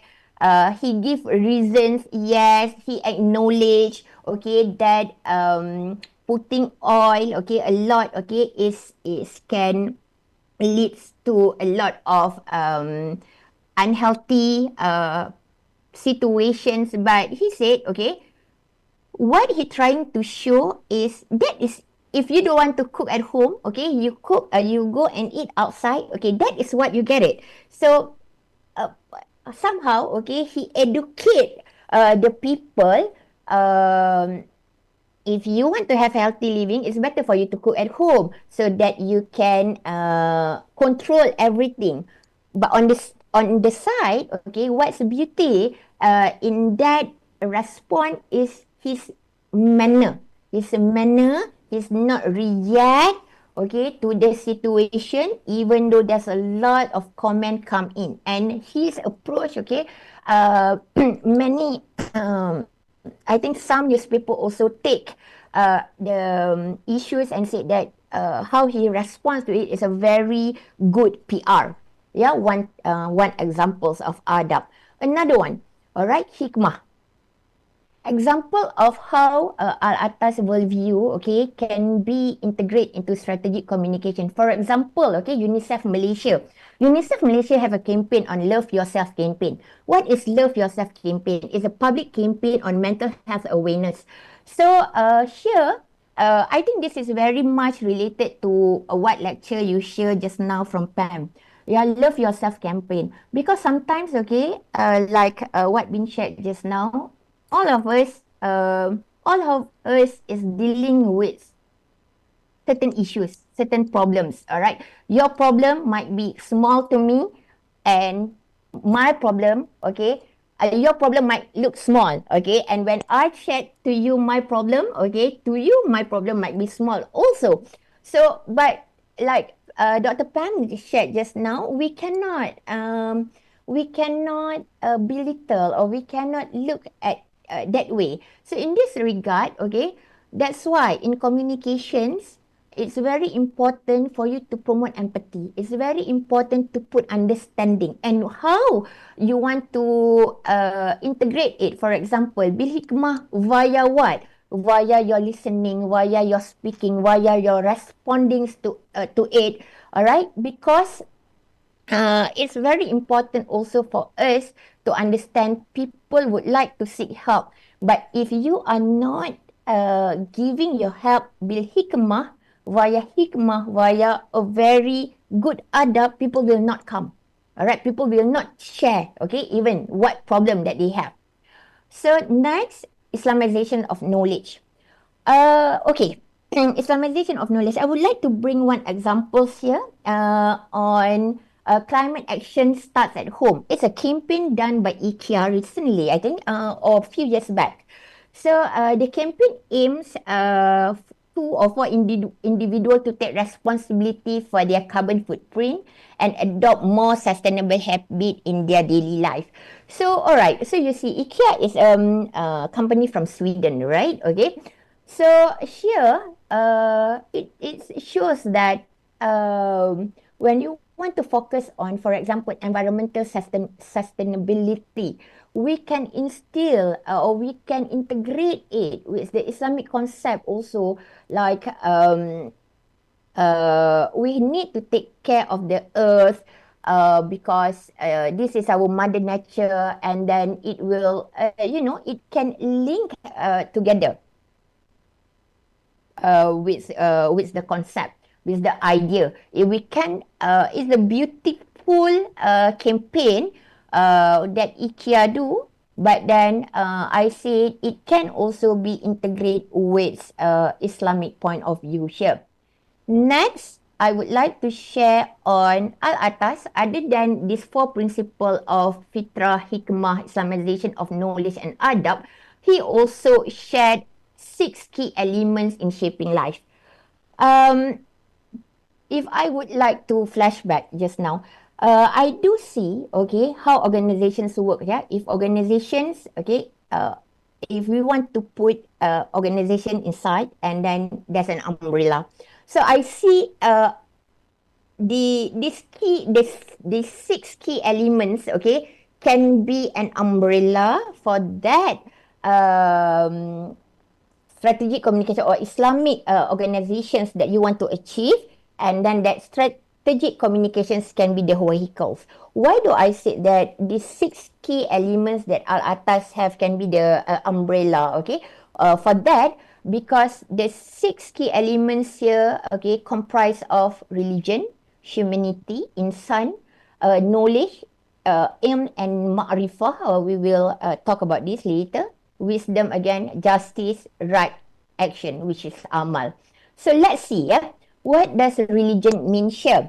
So religions, okay, serve as the guiding framework, okay, for all aspect of life, okay, especially us as a Muslim, including communication. So from us, okay, as a Muslim, our religion, our guiding principles, Quran and Sunnah, okay, and then if we want to take it and then put it in a strategic communication application. So here, okay, I think Dr. Aini did discuss this a lot in her lecture on Islamic communications.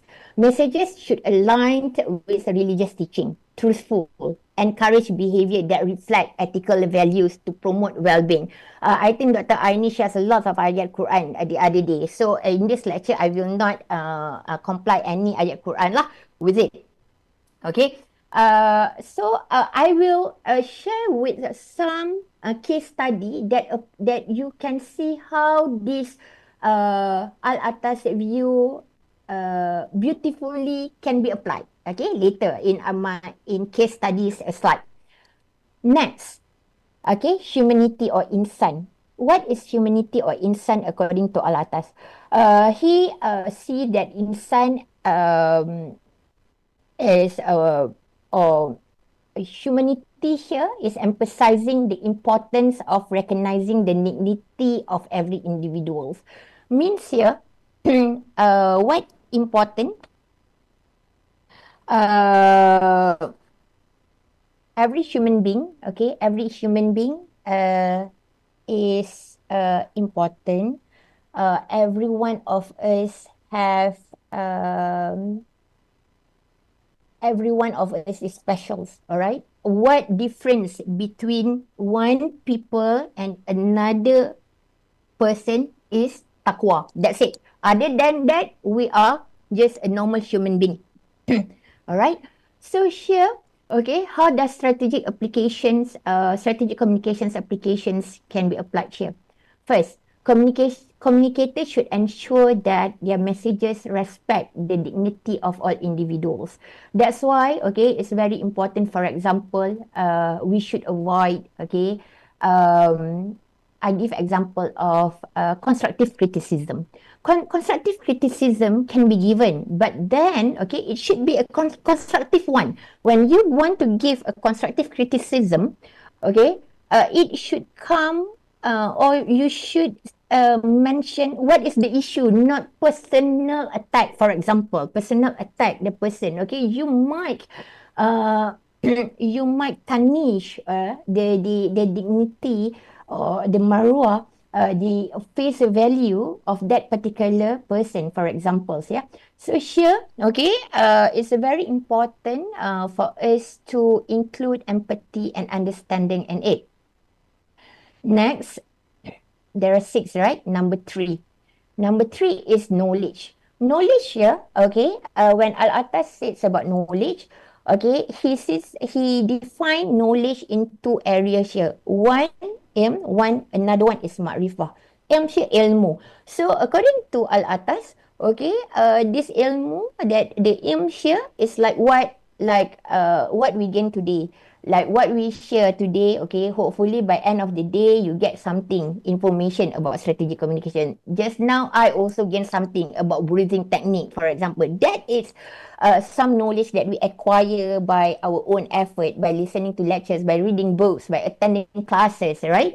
And then there's another level, the higher level of knowledge. The higher level of knowledge is called ma'rifah.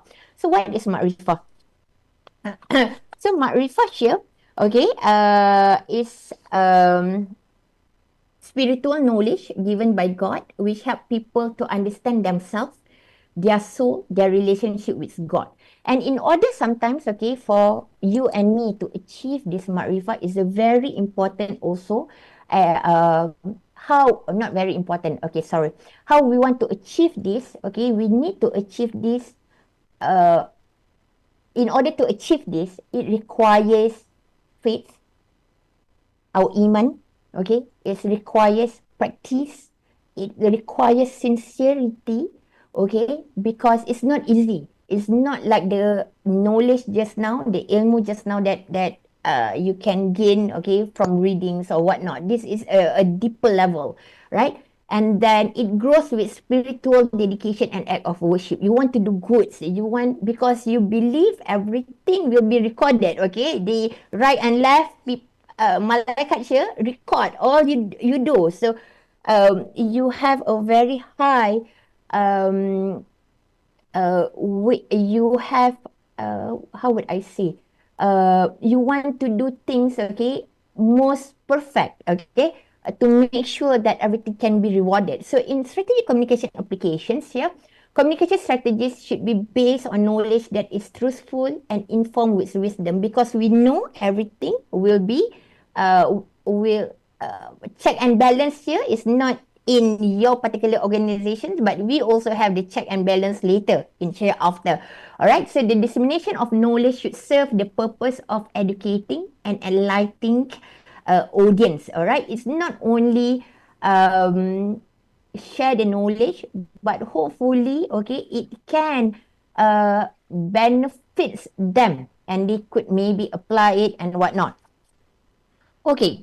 Next, wisdom. Okay, another aspect, wisdom. Hikmah. So I think, okay, I did mention hikmah just now. So here, okay, what I would like to add on, okay, wisdom here sometimes involve, okay, in your decision making, whereby your decision making, we have to acknowledge here whatever that we do might have either short-term effects, long-term effects. Therefore, before you make a decisions, okay, you have to look into every angle. Will your decisions affect another human being? Is this decisions that you make, okay, will settle the maslahah of the ummah or the maslahah of the particular people that affect with it, okay, and whatnot. So in terms of strategic application, communicators should craft messages that encourage wise decision making, helping individuals to think beyond immediate gratification. This is what I say just now. Whatever decisions that you make, if you make with wisdom, okay, you will not think, okay, just in short term. Okay lah, boleh lah. Alright, but then you have to think, okay, that this, what going to happen in 1 month time, 3 month times, 1 year time, okay? Alright, and then the ethical outcome of it. Next, integrating Al-Attas worldviews into a strategic communication in terms of justice, adil. So adil is a very fundamental principle also in Islamic ethics, which require fairness, equality in actions. I think the concept of justice, okay, if we read Western perspective, touch also about this concept, okay, concept of justice, truthfulness, fairness, all right. So in strategic communication applications, for example, campaign must advocate for justice by promoting fairness, okay, addressing inequalities, so that right for all human being, okay, is respected. Not one person is better than the others. Like I said just now, every one of us is the same. What difference between me and you is our level of taqwa. All right. So next, okay, right action, amal. So here, this is the last view of Al-Attas, okay. Amal here, right action, refers to sound knowledge and wisdom that leads to good outcome for the individual or society. So in strategic communications application, for example, communication effort should encourage individuals to engage in actions that contribute to common good, aligning aids with the values, okay, that be compassion, okay, and wisdom. All right. Before I proceed to some case study, let looks, okay, because just now I said, okay, like Western ethical framework, they also talk about justice, for example. At the end of this slide, I would like to share with you comparison between Western ethical framework and Islamic point of view. What is the, where is the gap, or where is the gap and where we can come in, all right, to this. I bring 3 examples in communication per se, okay. Johansson standards, okay, usually used, is quite, is well known, Bowen framework and also Terrace test, okay. For example, Johansson standards, okay, talks about ethical communication, which is grounded on the basis of honesty, fairness, okay, respect for others' autonomy. This is what, like I mentioned just now, the adil, okay. And his approach is rooted from moral philosophy. So you might ask me, okay, so it is the same. Yeah, all right. But what's different between these 3 and Islamic perspective? We will see after this. And for example, okay, Bowen frameworks. So Bowen frameworks discusses on utilitarian approach. Ethical decisions are judged based on the outcome they produce. So in Bowen framework, for example, it focuses actions are deemed ethical if the result give greater good, okay, for greatest number of people. The duty focus. For example, if that decisions, okay, benefits that particular humanity, that particular group of people, all right, let's do it. Let's do it because the people can benefit it. Even though, okay, maybe, all right, that decision, so for example, is not, if you look in a long term, for example, it might not, or is not that good. But to Bowen, okay, at that particular time, okay, this is the best one. Okay, let's do it. For instance, yeah. Another Western ethical framework that I would like to share, Terrace test. Terrace test. What is Terrace test? Terrace is an acronym actually. T stands for truth, A authenticity, R respect, E equity, and S is social responsibility. So, all right. I missed here. So usually this Terrace test usually used in advertising. Sometimes, yeah. So it widely used, okay, checklist crafting for ethical advertisement or messages, ensuring they don't exploit or mislead. For example, okay, in advertisement, does the advertisement, okay, talk truth about the product? Is it authentic? Is it or is it mislead people? All right. So these three Western ethical framework that I share, okay, if you see it has certain foundations or certain principle that we discussed just now, like um, wisdom, okay, adil. But let's look what's the difference between this Western ethical framework with Islamic ethical framework. Okay, the key values here. So I make tables here. So we look into six aspects: the core values, ethical standard, human nature, purpose of communications, ethical dilemma, and social responsibility. So you see, in Western ethical communication, for example, okay, they promote, okay, to talk or to communicate truth, transparency, accountability, integrity.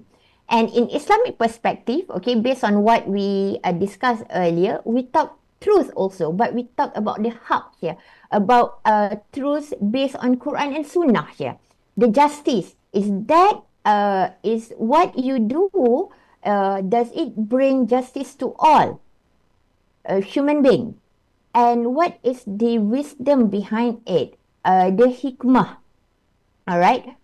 Second, ethical standards, code of ethics, transparency, accuracy, honesty. One example of code of ethics here that I share, like just now, the terrace test, for example.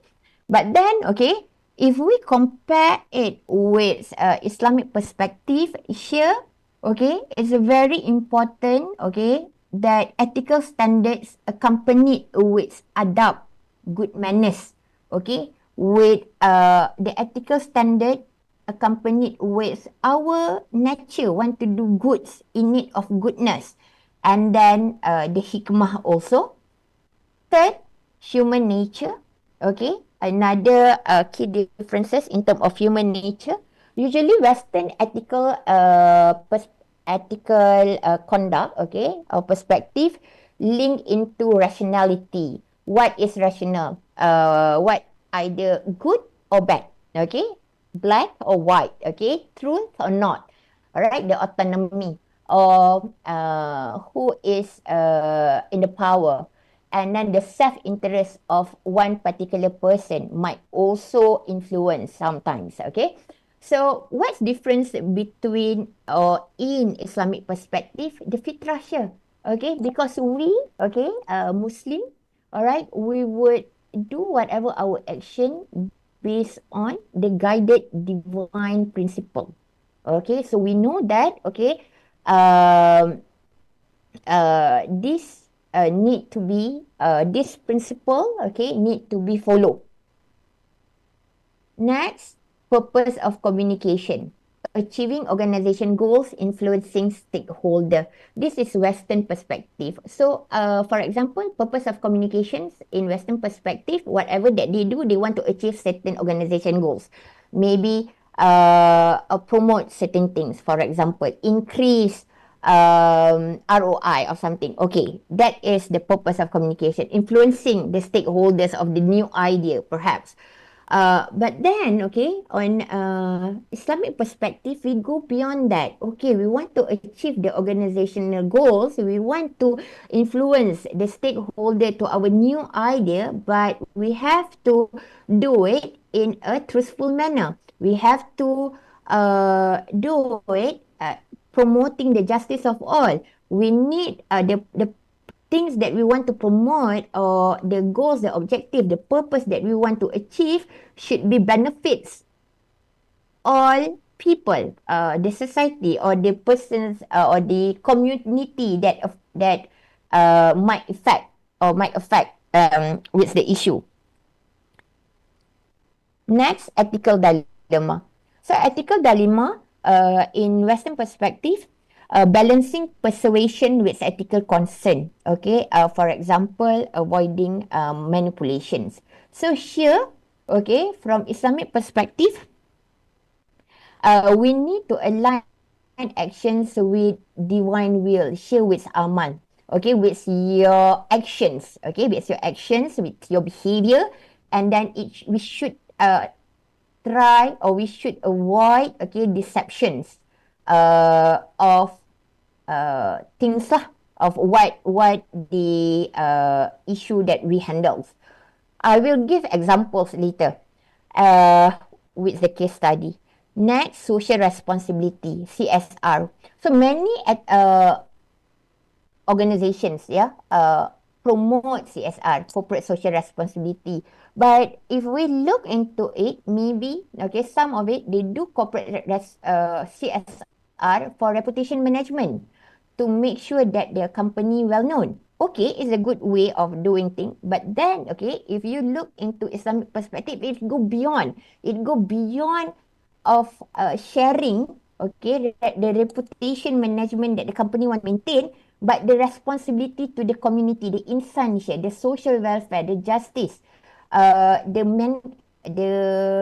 sharing with others. So it's go beyond the what we see now lah.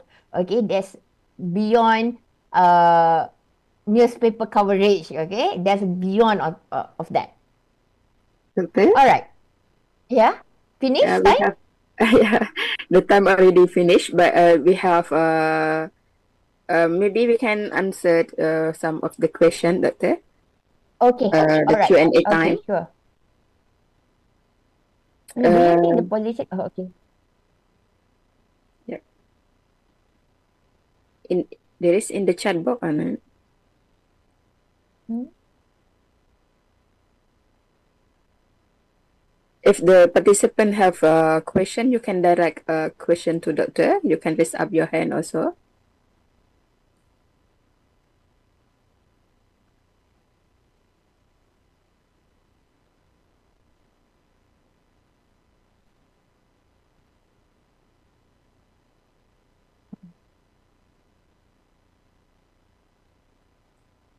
You can raise up your hand so that I can unmute for you.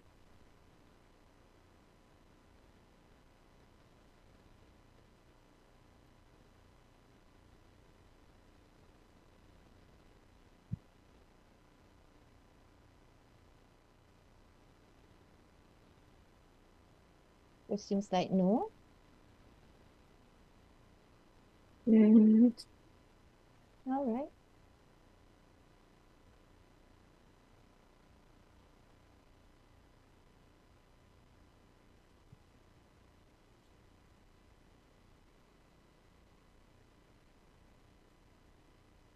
If you don't have a question, that thank you very much, Doctor, for Okay. your Assalamualaikum. wonderful presentation today. Okay. Inshallah, the slide. Some of the participants they request the slide. Okay. Inshallah, I that will. will share from me. So I Yeah. will share with the group student. Okay. Sure. Inshallah. All Thank right. you very Thank you. much, Doctor. Assalamualaikum. Inshallah, hopefully we can see you again in the next Okay. session. Thank you No very problem. much, Doctor.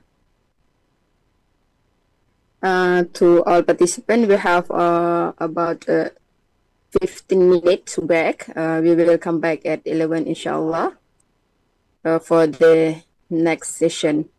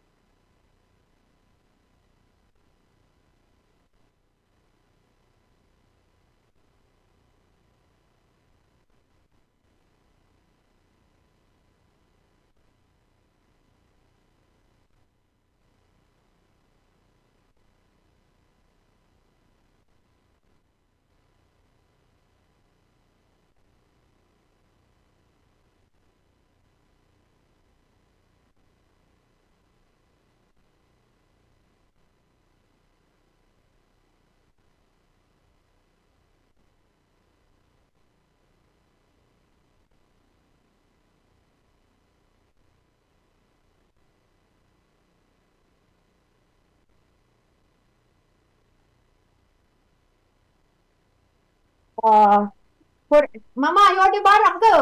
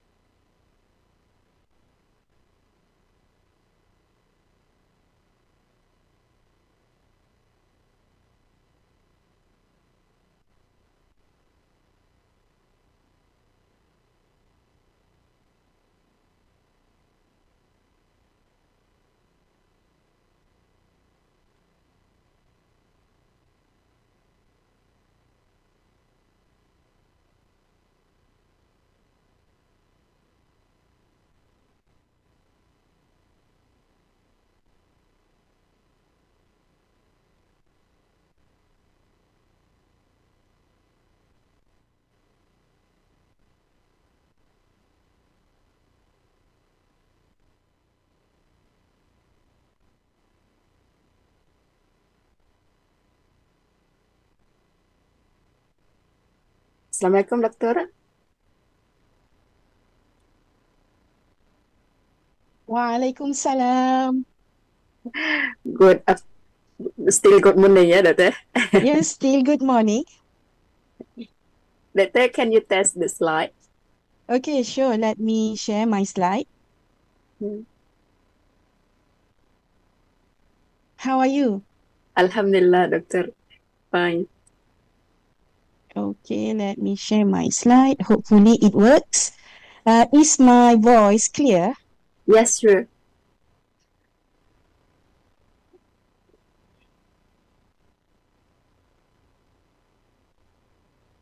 Yeah, already full screen.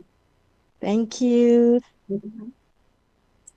Doktor, this is the first time for you, right? Yes, this is my first time. I look Yes. forward to meet you and also the audience today, inshallah. Inshallah. You are First time for... Sister Jaria, right? Yes, correct. Okay. First time in IIIT online, but not first time for the class.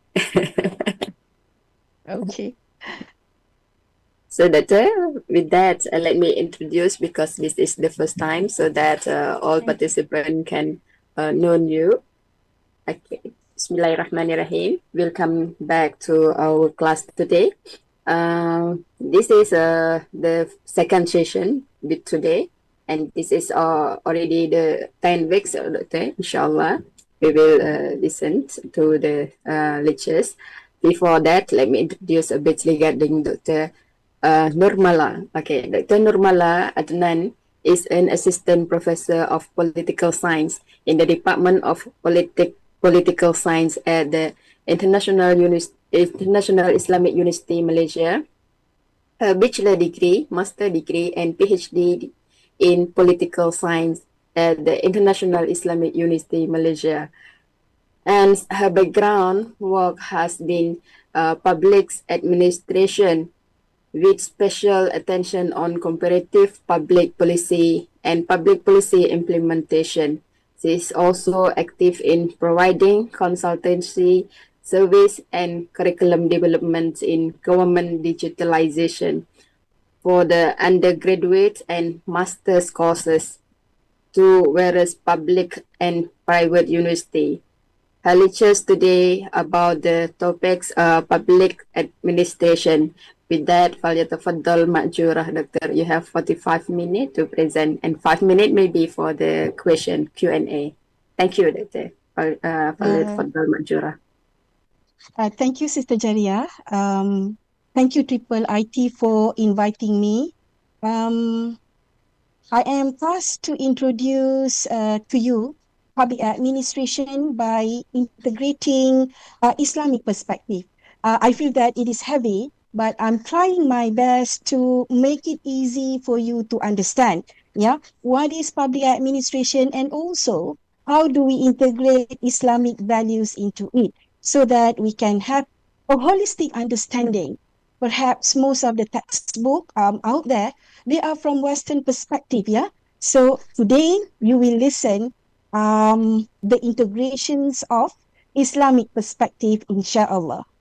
Okay, before I begin my lecture, let us look at next. Let us look at the sequence, yeah? What we will do in this session. Next, Sister Jaria. Can we move to the next slide, please? Yeah, sure, Doctor. But it is still what we call it. It is still the first page. I don't see it. Now already gone. Can you share again, Doctor? Okay, I will be sharing again. Maybe there is line. I'm sorry for that. Okay, now we can see the second slide, which is the objective of the lecture. Of course, there are 3 objectives of the lecture, yeah. Number 1, the lecture my lecture would focus on defining public administration, and also to delve deeper into its important role. Secondly, we will look into significance of public administration in governance and also policy process. And finally, we would like to explore, we want to explore how this Islamic principle, Islamic perspective guides core activities in public administration like policy analysis, policy process, budgeting, public personnel or HR, and most importantly, public service delivery. Right. First of all, everyone, I want you to imagine, let us look at the picture, yeah? Imagine you have a big city, a lots of people, and then, of course, when there is a lots of people, there is a lots of need, yeah? Public administration is actually about, in this city, making sure everything runs smoothly, right? For example, the roads are fixed, clean water, schools are open, and people are safe. Life is good, actually. That is indicates a behind of work, behind the scene work of the government.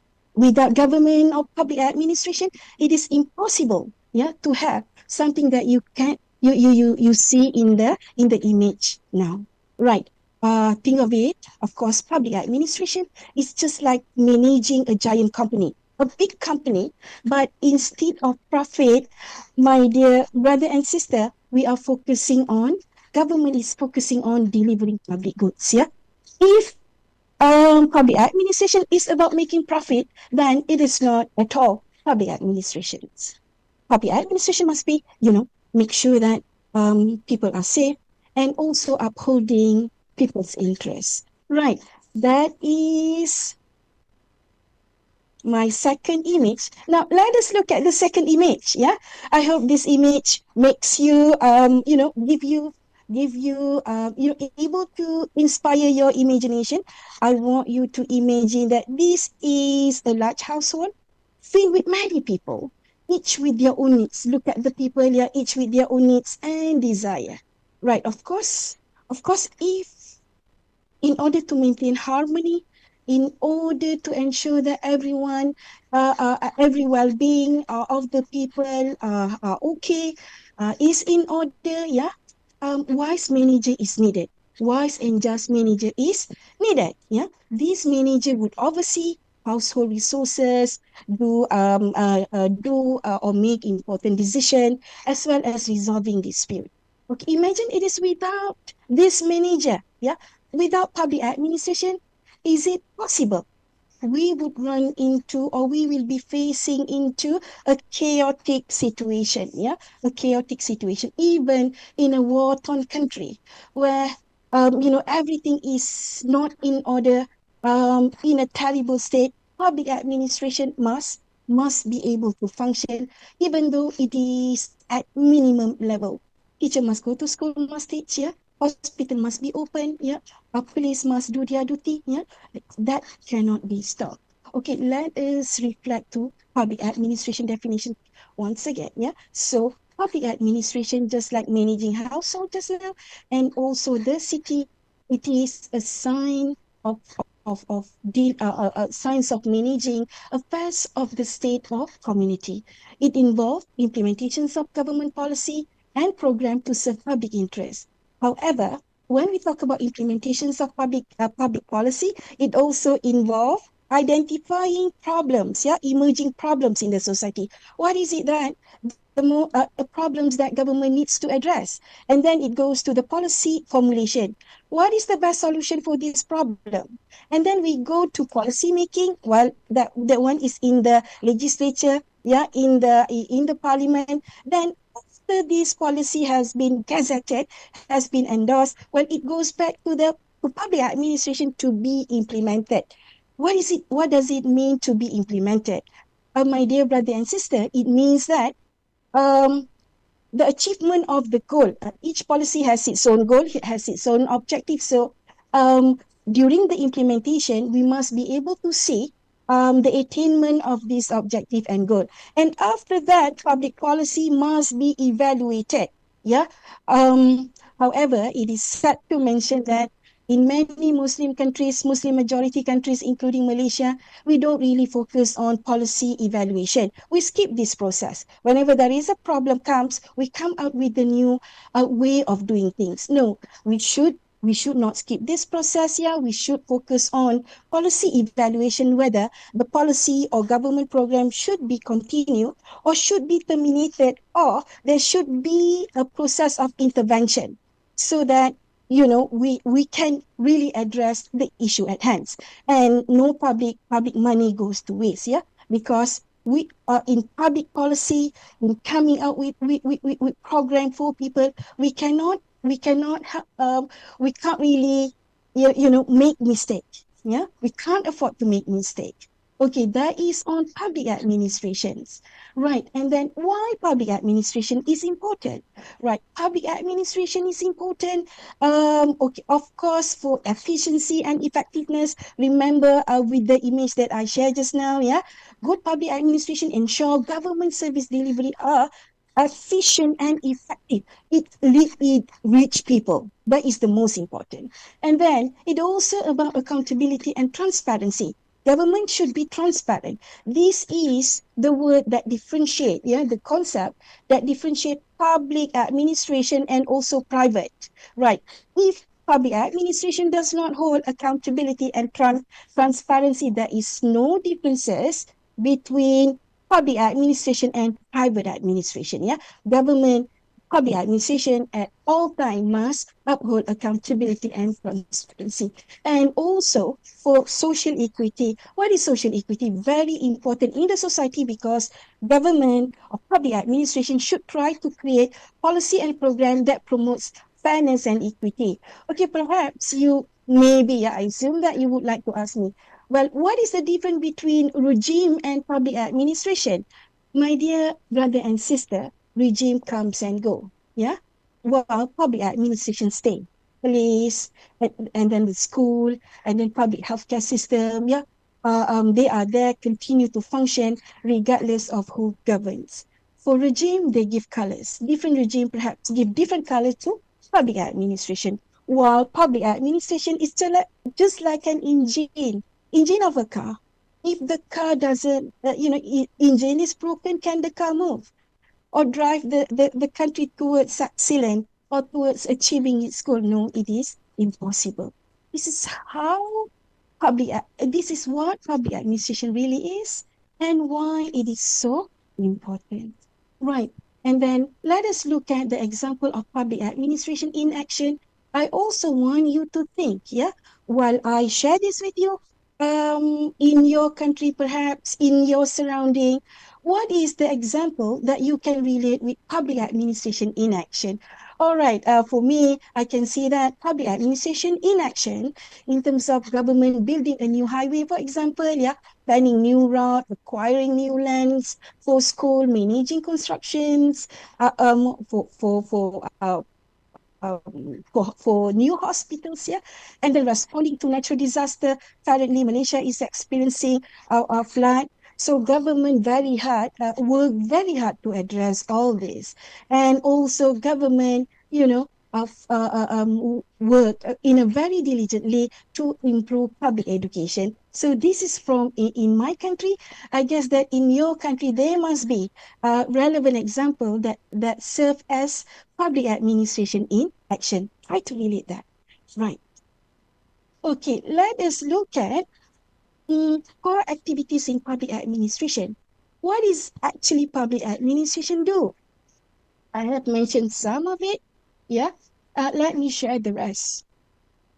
For public administration, of course, most importantly, my dear brother and sister, it deals with policy process, from policy identification, problem identification, up to implementation, finally evaluation. Yeah, in a cyclical process, public administration are all involved, except a minimum degree in a what we call it policy making. Yeah, in the parliament, public administration is not that involved.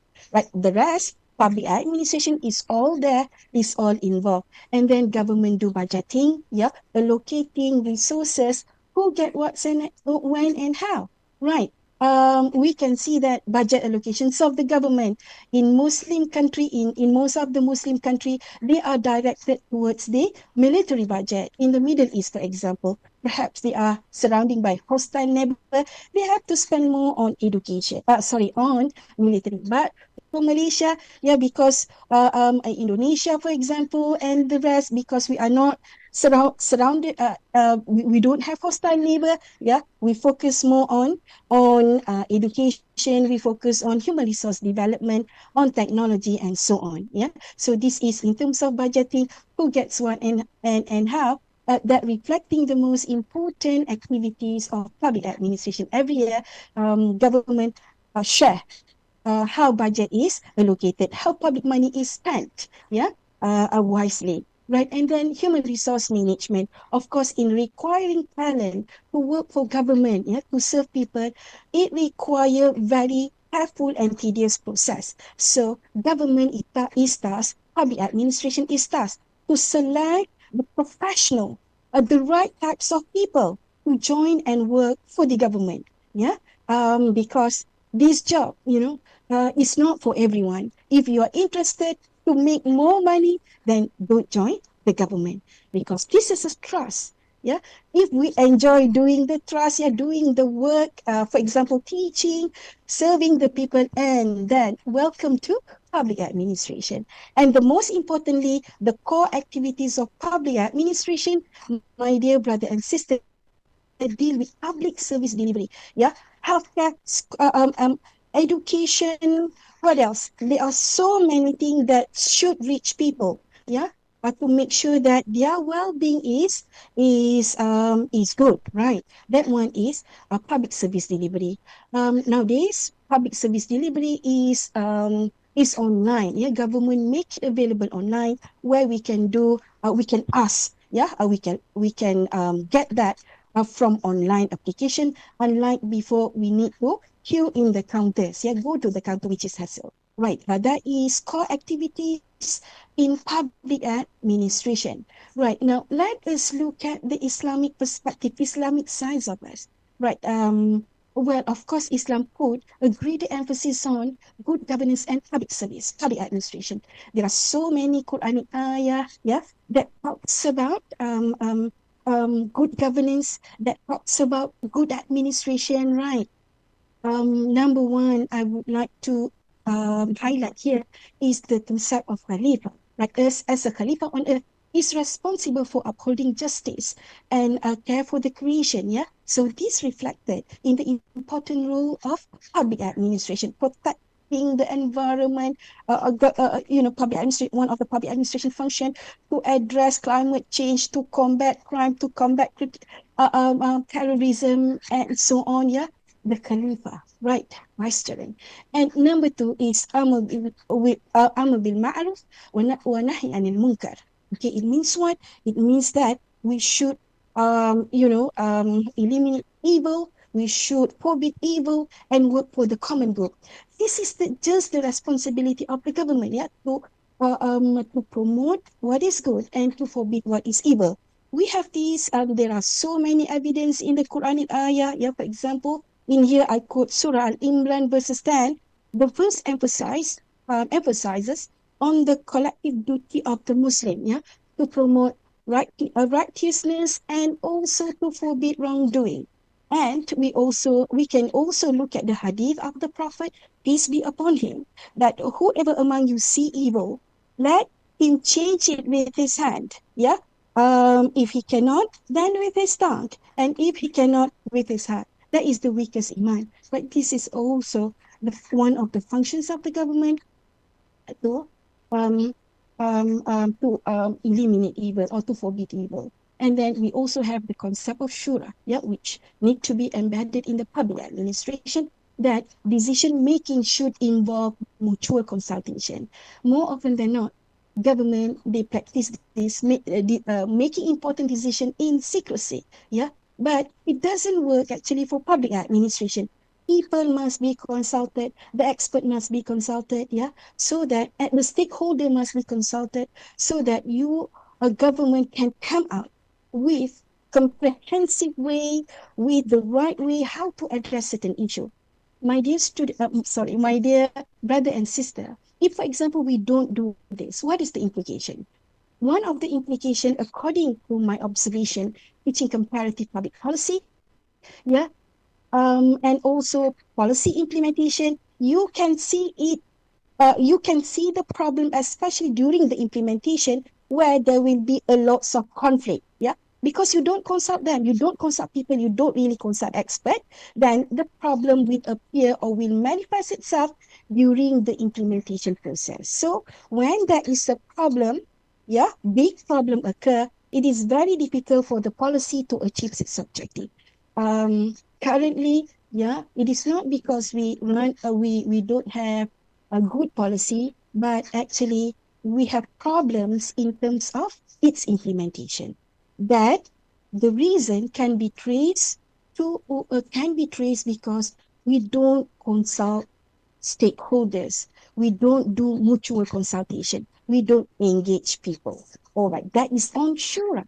Right. What is the importance of good governance? Of course, good governance is very much important, for the well-being of the society and must be included in public administration because why? Because it promotes justice and equity. It promotes accountability and transparency. It promotes economic prosperity and also social harmony. Imagine if it is without good governance, that public administration would have a difficult time. Look at the picture. Remember the picture before. You're full of people. How do you cater this diverse need? They won't be satisfied. They won't agree. A government will have a difficult time. So it is recommended that in public administration, public administration should adhere into these values, which promotes by Islamic perspective. And then remember that public administration is a trust or amana. You cannot take it lightly, and it is not for us to see as a way to gain what we call it to be used for our personal benefit. In many countries, especially Muslim majority country, it is a sad phenomena. Why? Because politicians, they climb to power, they join the government. The higher they climb, they actually commit more corruption. They actually not honest to fulfill their amana. That shouldn't be the way. And then we should also ensure justice. Promote this justice so that no one is left behind in to enjoy goods and services. And the most important point is that to balance spiritual accountability with administrative efficiency. Sometimes when we have power as a civil servant, we forget that we have accountability. We just focus on efficiency, getting things done, follow the regulation. That is what we always tell people when they meet us in the counter or when they deal with us. But my dear brother and sister, let's remember of the spiritual accountability of us fulfilling our amana. Let us make things easier for people so that they get what they deserve. That is the best public administration, an ideal state of public administrations. Right. Okay, let us go through, maybe you have learned this, before, but I want to share with you again, on governance under Prophet Muhammad, where Prophet Muhammad has what we call it, in a very genius way, Prof. Madinah Charter, This is an example of creating formal institution to address ethnic conflict, which during that time is really prominent. Of course, public administration is evaluated in terms of whether it is efficient or not if they are capable to address, or if it is capable to address the problems that they face during that time. Right? For us nowadays, maybe we face climate change, we may have faced cyber terrorism and whatnot, terrorism. Okay. Do government address all this?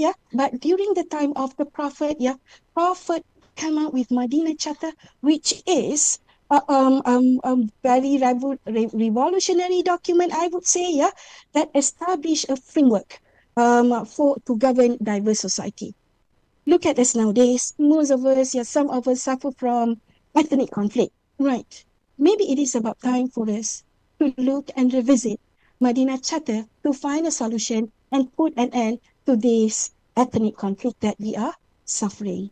From my study, yeah, I observed that in Malaysia, why we are able or capable to stop ethnic conflict, even though we are at the extreme end of ethnic diversity, well, it's actually because Malaysia has formal and informal institution, yeah, to prevent ethnic conflict from happening. Because of this institution, it doesn't make everyone happy. Absolutely not. But they are satisfied. So when they are satisfied, it prevents conflict from happening. It is also able to cater demands, yeah, cater demands from each and every groups, this institution. That's why, even though we have differences, it doesn't break into conflict, right? And then let us look at Khalifa Umar administrative reform. Also, Caliph Umar also did a wonderful job in public administration. Yeah, for example, Caliph Umar, yeah, Sayyidina Umar, for example, institutionalized public finance, and then it allocate fund for defense, for welfare, education, infrastructure. Yeah, he also created and established independent judiciary, yeah, appointing qualified bodies, and then he made sure that um, executives, judiciary are free from executive influence, right?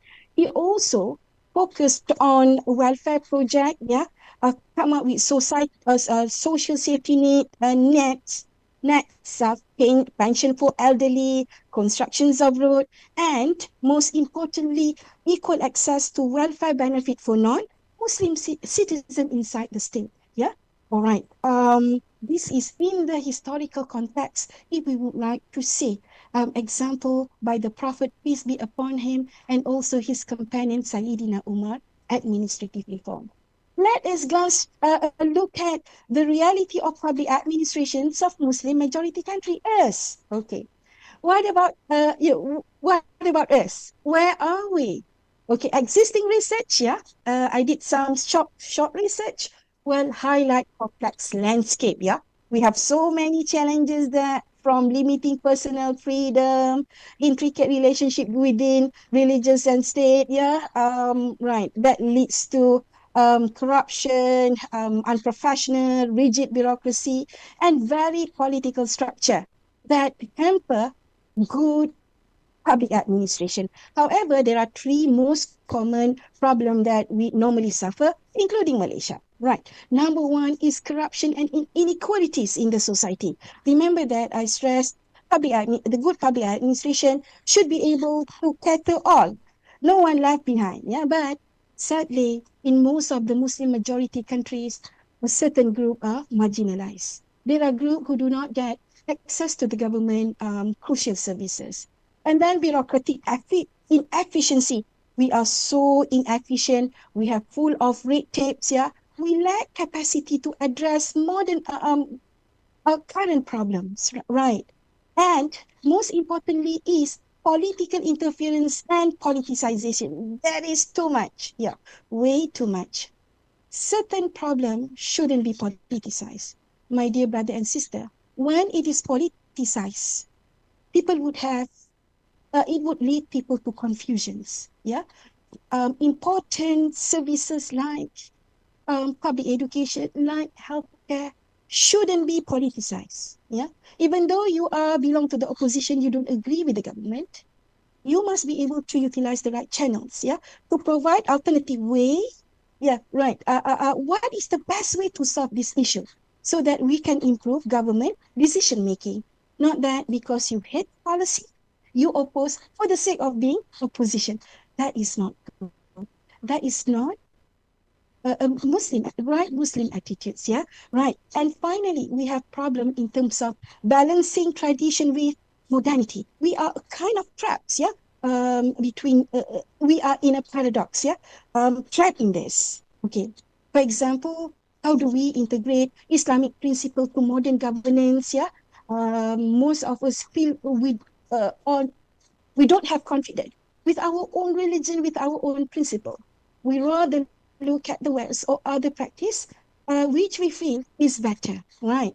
And then also on that public administration is not sensitive. Yeah, we tend to impose solution, impose what we call it a standardized way to solve solutions. Yeah, we do not know how to make it, how to be sensitive to cultural differences and religious belief, right? To practice toleration, right? Especially if our country is multiracial. And then we don't really promote gender equity in public administration, yeah? Maybe because we are still hindered with traditional gender role and stereotypes, yeah? Many of the gender roles is defined by culture, actually, not defined by religion. Religion, a Muslim tradition put women's position in a really high position. Yeah, but sadly, in most of the Muslim majority country, we make women as inferior. We put them in inferior positions, right? And then, okay, that is on reality. It is a sad reality, right? What about opportunity for improvement? Of course, there are many opportunities for improvement, my dear brother and sister. Okay, number one, we should adapting Islamic governments for modern needs. Yeah. Okay. Right. How do we do that? How do we do this?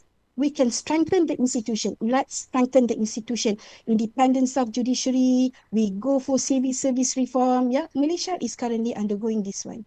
Our civil service reform. We reform so many things, including our civil service reform. Yeah. Great, and so on. And then we also need to strengthen our anti-corruption measure that is on strengthening the institution.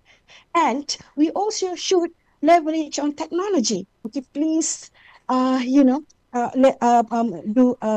if possible, yeah. Government should allocate on this for public administration, creating effective e-government, right? Utilizing technology, improving service delivery, yeah. No longer that people needs to queue. They can now they can now just do it online without the restrictions of location and also time, right? And in terms of feedback, government can obtain their feedback through social media channels, right? What else? Yeah, there are so many ways that government can now engage with people, listen to their voice through leveraging the technology and capacity building. For capacity building, of course, very important. Why I say it is important? Um, of course, we should strengthen our human resource development and also imbue into it training. Yeah, that in line with Islamic values, especially on promoting leadership. Leaders, we should be able to provide trainings. Yeah, to groom our our what we call it human resource to become ethical leaders that can lead public administration and understand how to integrate, how to imbue Islamic values. Right. My dear students, when we talk about reform and improvement, actually, public administration reform and improvement follow paradigm, yes, certain paradigm, from traditional paradigm to new public management paradigm. Under new public management paradigm, public administration should act like private sector. Yeah, this is once upon a time because they always achieve their objective. They are efficient. They make money. So during this time, government asked um, to follow private values, and then we have the new public service. After some time, yeah, following private value, government realized that, hey, we have different client. Our client is the one that cannot pay. Yeah, our client are those who are suffering. Yeah, and also in terms of goal and objective, it cannot be measured. How do we measure? if we have achieved world-class education. How do we do that? Yeah.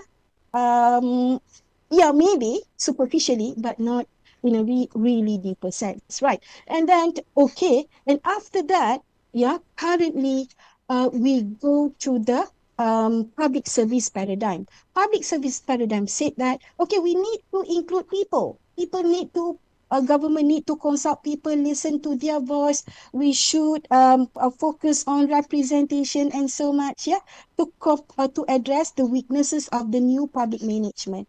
And currently, my dear brother and sister, we are at digital governance reform. Yeah, digital government, blockchain technology, yeah, apps and digital platform that government use. Yeah, Malaysia are good at this. UAE also good at this. Yeah, perhaps other country can follow some of the good example set by this country in terms of reforming, promoting digital governance so that you can make public administration effective and efficient in your countries. Okay, that one is improvement paradigm of public administration. Right. I would like to share with you a scenario, yeah, a challenge in public service delivery, a scenario. Okay, let us look at this scenario. Come on. Right. A government agency, let me read for you. A government agency responsible for providing essential services to rural community faces significant challenges in delivering these services effectively. Factors such as geographical remoteness, inadequate infrastructure, limited resources hinder the government agency, yeah, to meet the community needs. Okay, I want you to share, my dear brother and sister, innovative solution to overcome these challenges that integrate Islamic principle and value. Write your answer in the chat box. Yeah, I do not want long one. No, it is just a short one. How do you do that? Yeah, how do you do that? Okay, right. Let us recap. Yeah, do some recap. We are I am almost done with my lecture today, very short lecture. Right. Of course, public administration is a vital branch of political science beside international relation, comparative politics, and also political philosophy, political ideas. Yeah. Right. Of course, public administration is significant. Why? Because it bridge policy and uh, uh, um, um, it makes policy works for the people. Yeah, it is also study about the government, how governance, how we make governments better for the people, and most importantly, it rules in shaping public policy. Right. Um, and I would like in here, yeah, um, call to actions, yeah, call for action, encourage that. I want to all of us, yeah, try to integrate public principle into modern governance. In front of me, I believe that, yeah, many brothers and sisters, you are holding important position. Maybe some of you civil servant, some of you community leaders, and whatever your role is, um, well, we can integrate, uh, play our role to integrate Islamic principle into modern governance. All right. Have maybe in chat box? Okay. Any, can you perhaps, yeah? I have posted the scenario just now. Any suggestions or innovative ideas that you want to share? Okay, I have this from Aisha Rashid. Yeah, thank you, Aisha, for responding to me. My proposed solution, the government agency representative should consult with the rural community, yeah, leaders to the best way to convey their services to the rural community. Yes, I agree with you, yeah. Normally what happens is that government services are centralized, yeah, decided by the top. They thought that they know better how to solve people's problem. They forget that people knows better. So better consult with the people for for the solution. Yeah, for the solution.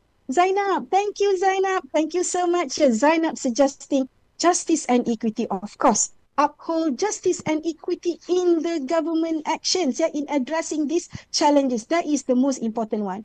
If government don't do this, yeah, and some people feel that they are injustice is done, they are likely not to participate. They will reject any government program that government plan for them. Good, good. Thank you so much. How about the rest? How about the rest? Yeah. In front of you, I pose a what we call challenge to public service delivery scenario. How do we do that? Yeah. A short, innovative solution. Okay. Maybe, right. As a wrap, I would say that maybe we can include a concept of isti'anah. Yeah, isti'anah means seeking help. Government should seek helps from various parties, perhaps international agency, other countries, private organization, to help government to look into this issue better. Yeah, how to help these people. I remember that in one of the remote location, healthcare become a challenge. And then, mashallah, with the help of NGOs, they come out with a device, yeah, device tracking, not really like a tracking device, but that device contain your medical information, medical health information. So when doctors come to you, they can just screen and get your health information. Very easy, just like a bangles. And then yeah, that is what they do with the technology, with the help from the private sector. There are many other simple innovation with the government fund, with the collaboration that transform the livelihood of the remote communities, and also addressing their problems.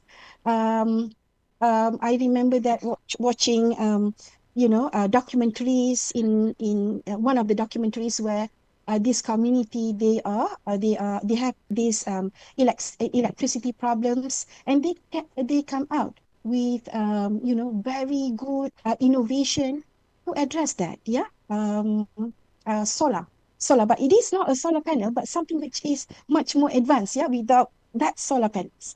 All right. Maybe Ihsan and also other justice, just like what Zainab shared just now. Yeah. Right. That is how we integrate, Islamic principle and values into, to address problems faced by the society through public administrations. Okay. Any question you would like to ask? Any question you would like to ask? Okay, I have it here. Yeah.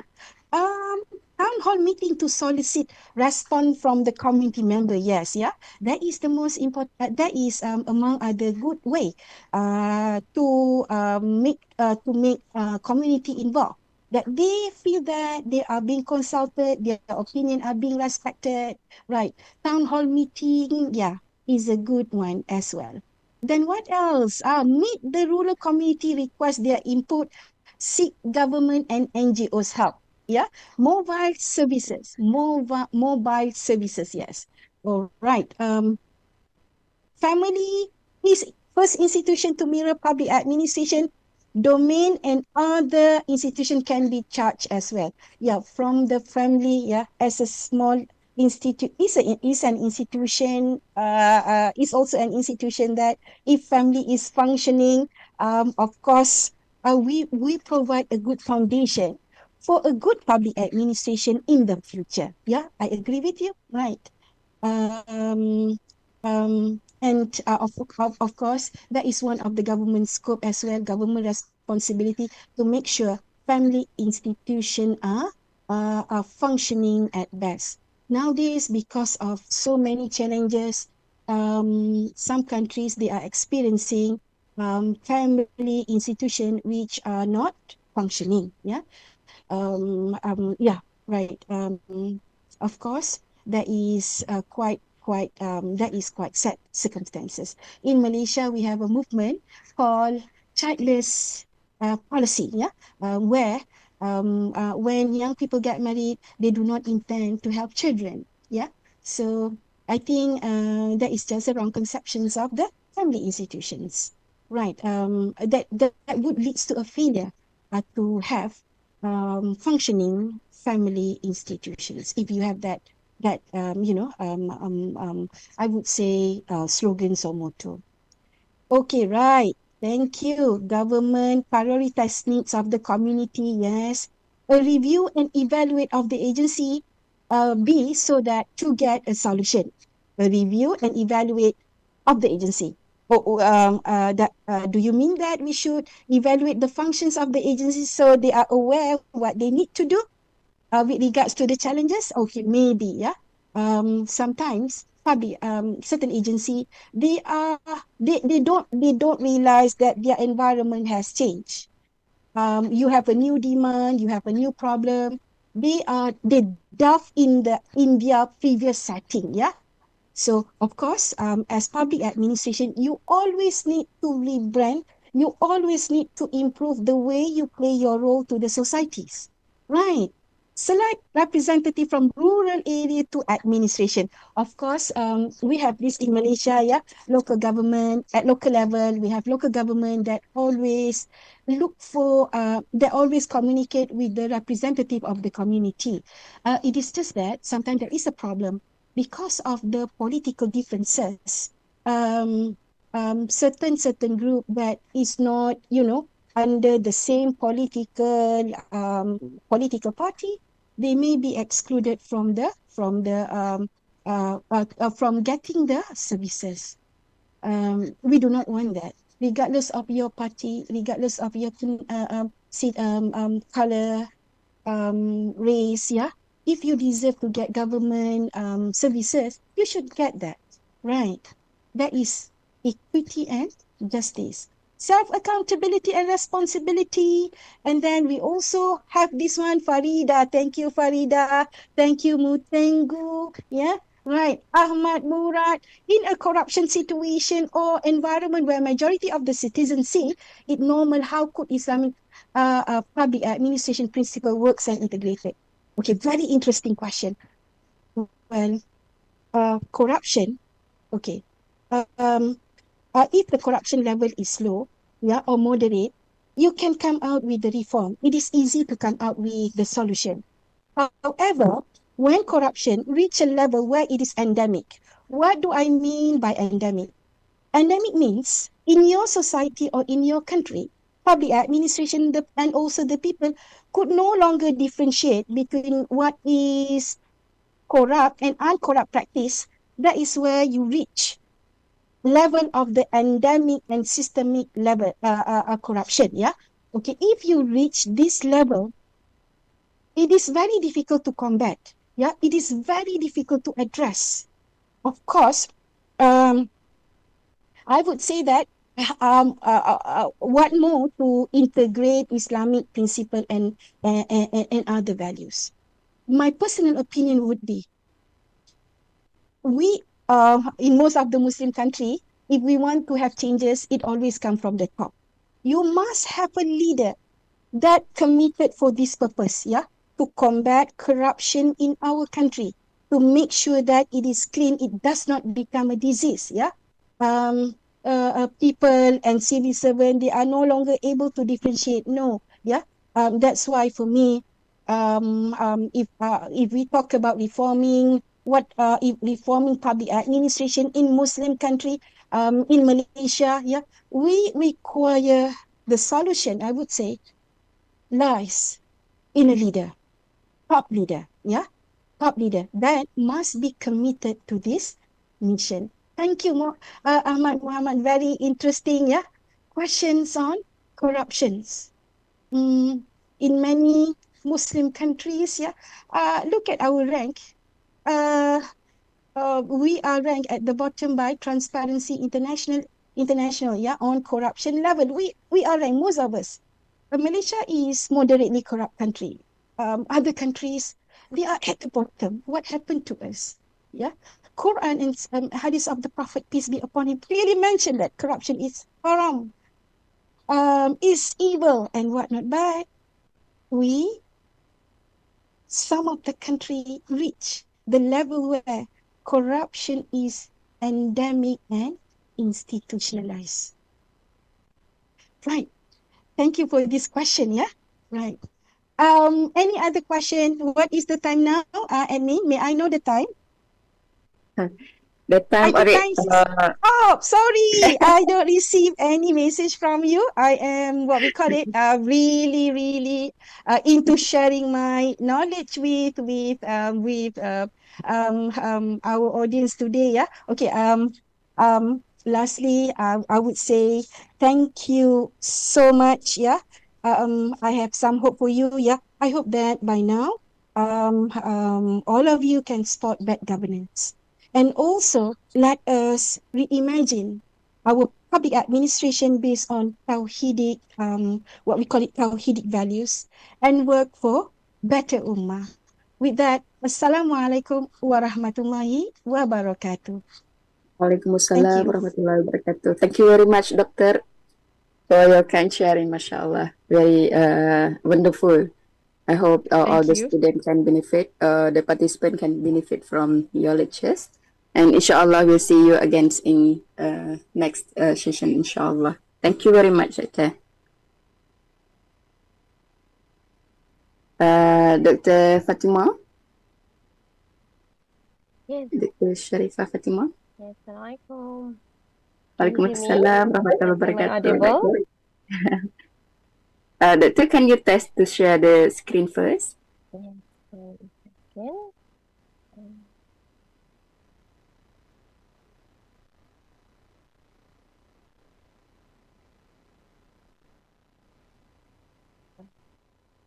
My screen visible? Yeah, it's here. Okay, Can you let me- full make it full? Okay, Yeah, sure. alright. Doctor, this is the first class for you, right? Yes, So Alhamdulillah. let me introduce a bit regarding your brief biodata so that all participants can know you. Okay. Dr. Dr. Syarifah, right? Syarifah, yes, correct. Dr. Syarifah Fatimah Al-Zahari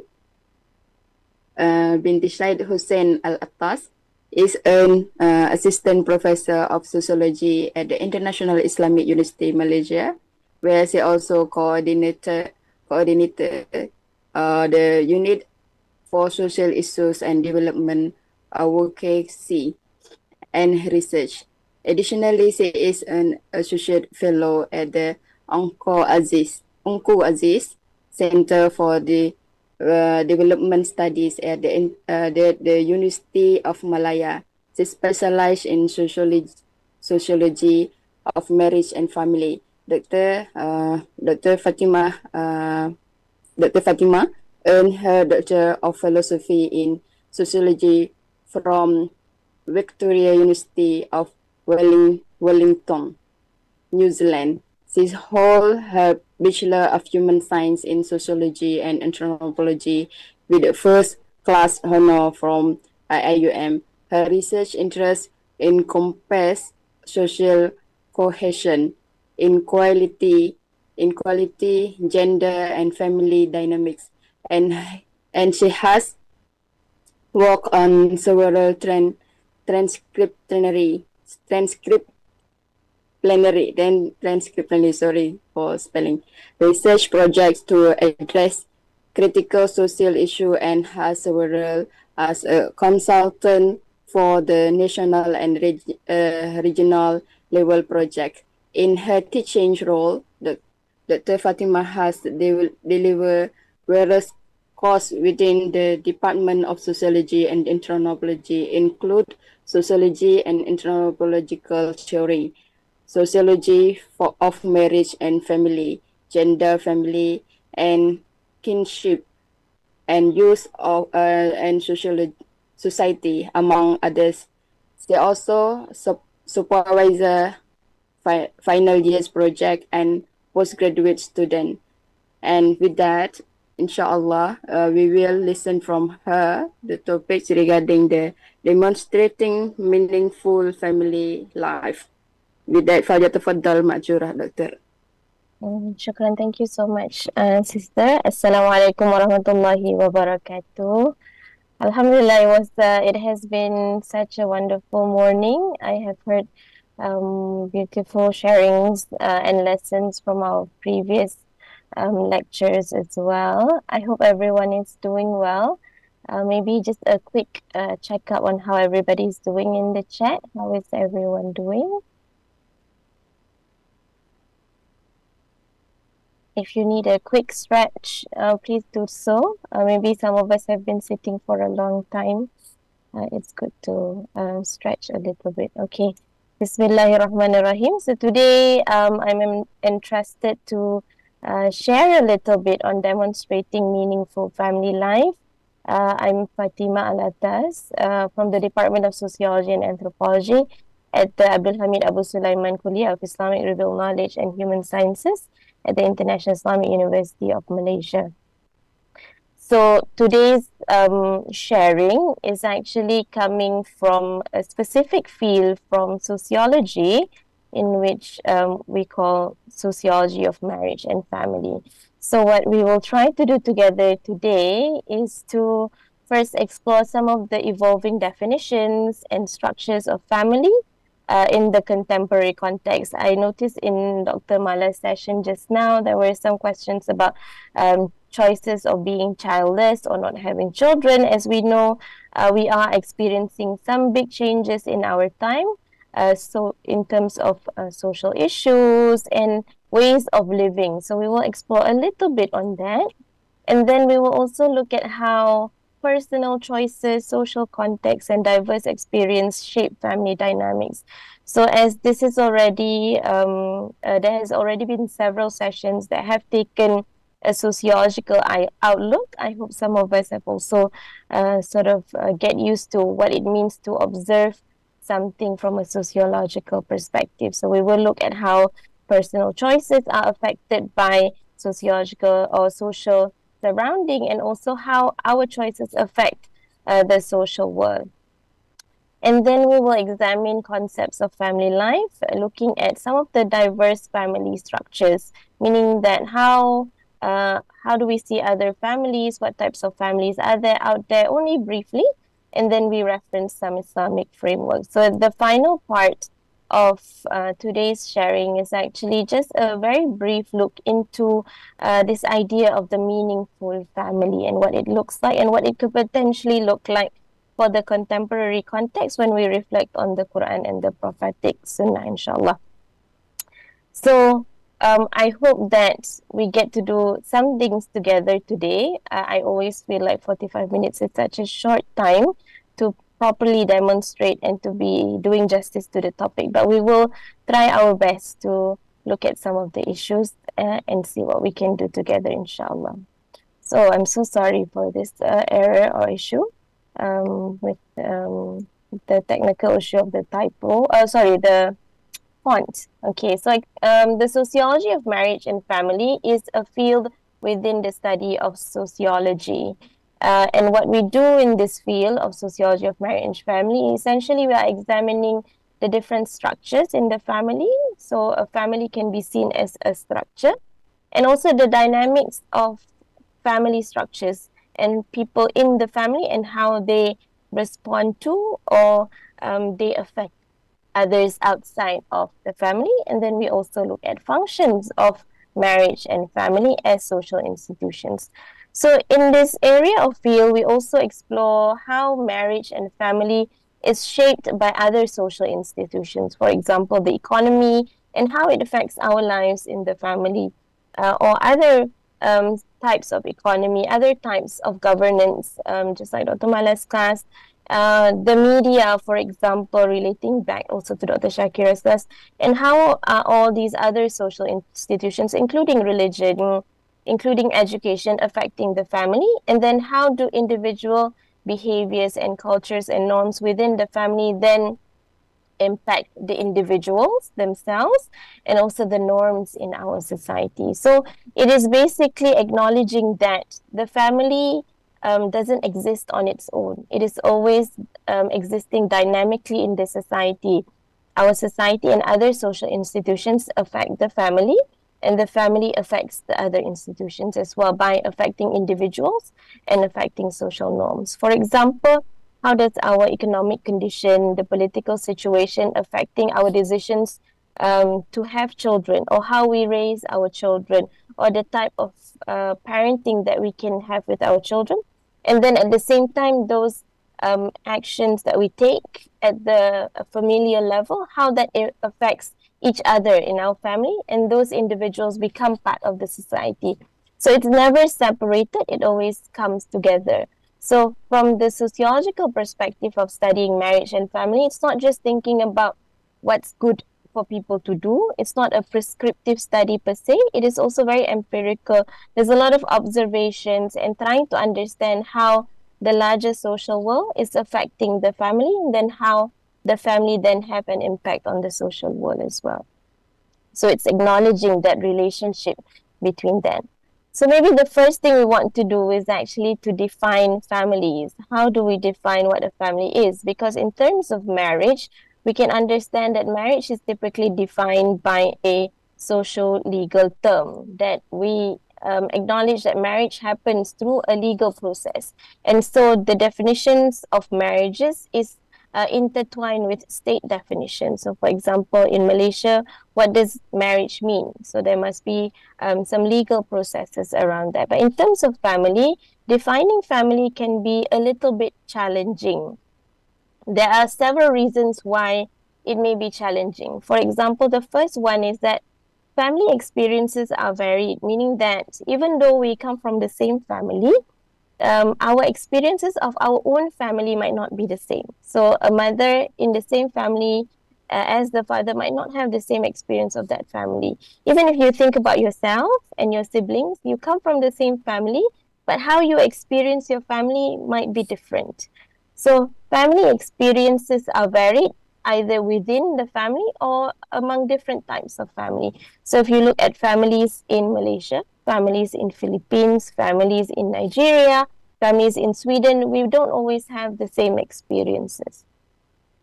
The second is the term family forms. What do families look like? In some contexts, we see we have a single mother here, for example, or a single father. We have families that are made of two parents and one child. We have families, for example, that live in what we call an extended family household, where there are grandparents living together in the same household. There are also forms where there is even bigger than this type of extended family, where we may be living with uncles and cousins and aunties in the same household. So the forms of families are also varied too. And in terms of the different societies that we come from, we also see different acceptance and practices of family life. So here we see the third point is that family is a dynamic social phenomenon and it is socially constructed. So what do we mean when we say socially constructed? Basically, we are trying to say that the family forms and shape and experiences are often shaped by social processes and interactions. So we say that this process, of social construction is ongoing. It is always happening. So as individuals interact with one another, we negotiate meanings and definitions that shape our perception of reality. Though although this may not be something that we think of actively, or nor do we do actively, it sort of happens as human beings engage with each other and engage with the world. Say, for example, when we have high rates of divorce and remarriages, then we will see more families that are what we call families that are combined or blended, having children from previous marriages and then new children from new marriages. So it changes. And when, for example, in some countries, there are legalizations of same-sex marriages and acknowledging those as legal, then in those societies, we may see that that could happen as well. Although it may not be in line with our religious beliefs and practices, but this exists. So from the sociological standpoint, we must observe and analyze and understand how this sort of reacts or responds to the world and how it will affect the world around us and how people understand and perceive family.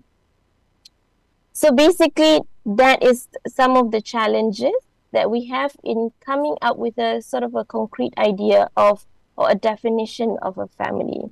So I will share just 2 examples of definitions of family in the sociological study. Of course, in sociology of marriage and family, there are many perspectives. So we don't just hold on to one perspective in sociology.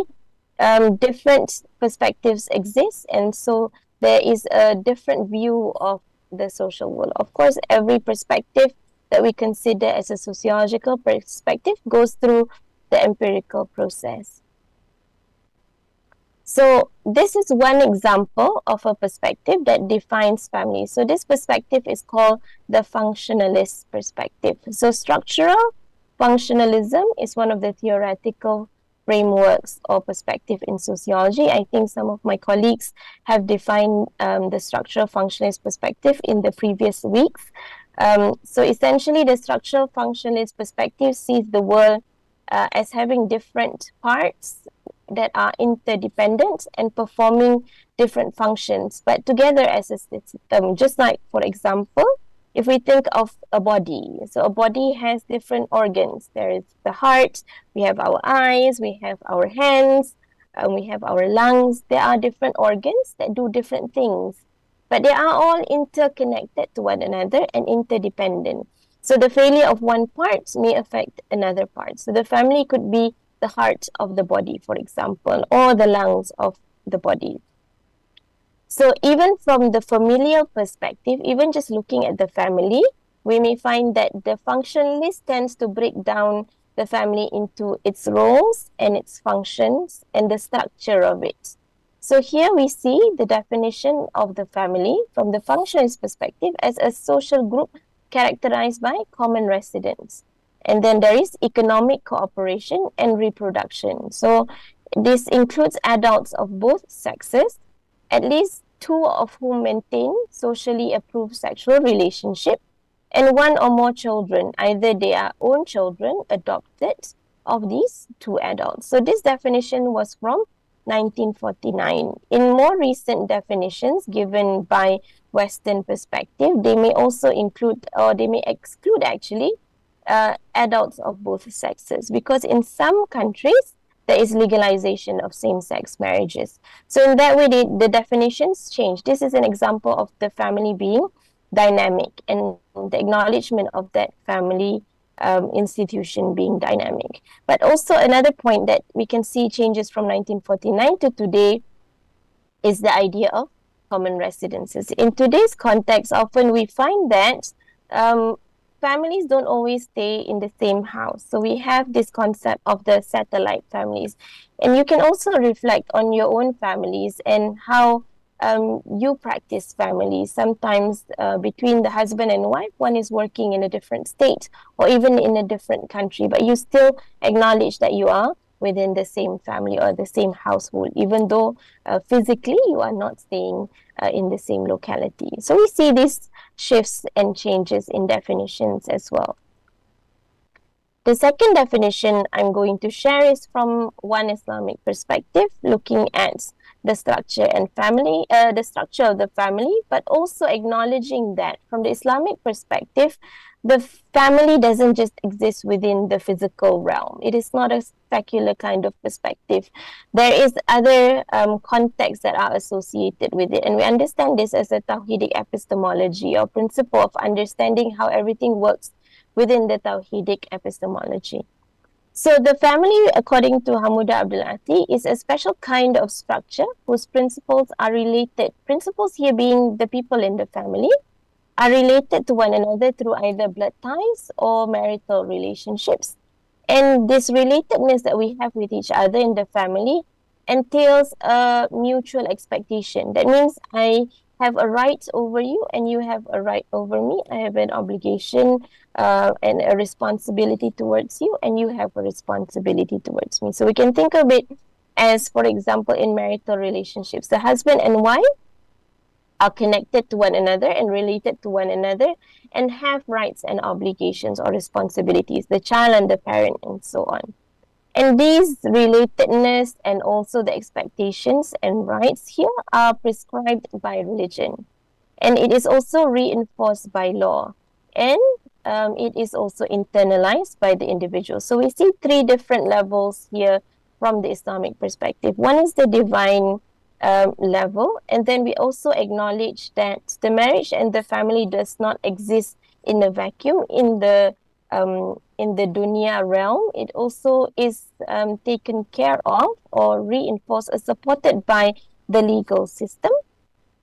And then there is also the element of the soul and the element of the individual as understanding and acknowledging and also internalizing responsibilities, rights of the person within the relatedness to one another. So this is, I believe, a much more reflective definition of the family from the Islamic perspective. So when we think about families, I want to introduce two concepts. Okay, the first is what we call the family of orientation. So this family is basically the family that we were born into. So maybe some of us, we do not yet have what we call the family of procreation. So the family of procreation is a family that we create through marriage and then having children. So we can see, for example, this girl, she's born into this family. So this is her family of orientation. And as she grows older, she may marry and have children of her own, and this becomes her family of procreation. So many of us might already experience both family of orientation and family of procreation. Okay. All right, so let's do some things together. I have some questions for you. Maybe some things that you can think about and you can answer. If you can answer, you can write it in the chat so we can have some engagement. Or you can just think about it and that helps you think about the next parts of today's class. So how is your family of orientation, the family you were born and raised in, different from your family of procreation, if you already have a family of procreation? But if you don't yet have a family of procreation, perhaps what you feel your family of procreation will be like. So what was your family of orientation like? So maybe you can think about how many members that you have in your family of orientation. And then if you already have a family of procreation, how many family members do you have now? You can also think about where you live, how your life is like, the time you spend with each other, and also the kinds of relationship that you have. And then as you think about it, I also want you to think about why is it that, for example, I can give an example.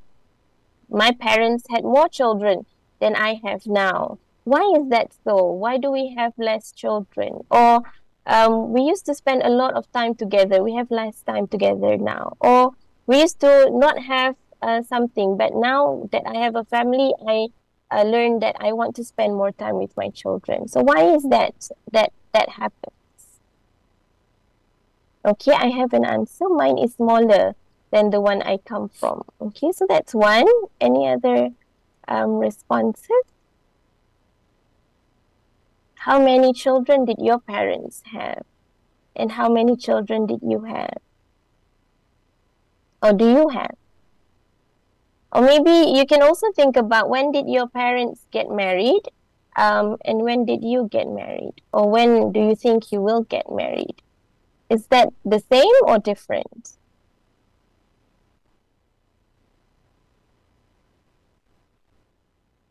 "13 siblings, okay, but now 5.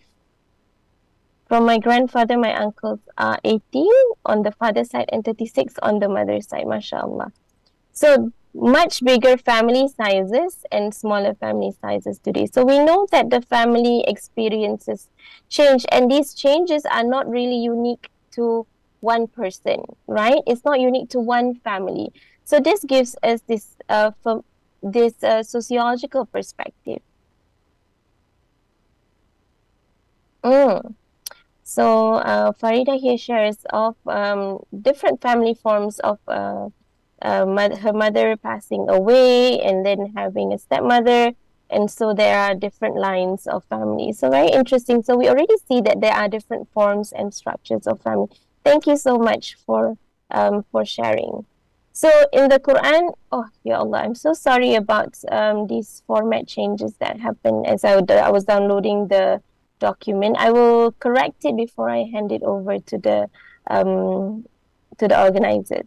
So in the Quran, Allah says, "O humanity, indeed we have created you a male and female from Dhakari wal Untha and made you into peoples and tribes so that you may get to know one another. Surely the most noble of you in the sight of Allah is the most righteous of you. Allah is truly all-knowing and all-aware." So we can see that in the world that we live in today, or in reflecting in the historical context, the world changes. And not only that the world changes, we come from different parts of the world and we have different cultures and different ways of practicing family and existing as a family. So perhaps in the rural areas, we generally find that people have more children. And as the urban life grows, we notice that family sizes tend to decrease. And if we look at cultural practices around marriage and family, we also see differences in how people experience marriage and family life. So I want to share some of the current patterns and changing patterns of marriage and family. And this is a lot of the things that we do in sociology sometimes, is looking at a lot of graphs and statistics and then trying to interpret that and what that means for us. And that interpretation and analysis really reflects our perspective and where we are coming from. So we know that from 1920 up until 2018, about 100 years of reflection, looking back 1 century, we find that marriage trends have been quite dynamic. It has decreased and increased, and we know that this had to do with the world wars and times after the world war and so on. But generally, we find that today, starting from the 90s, marriage patterns have declined generally.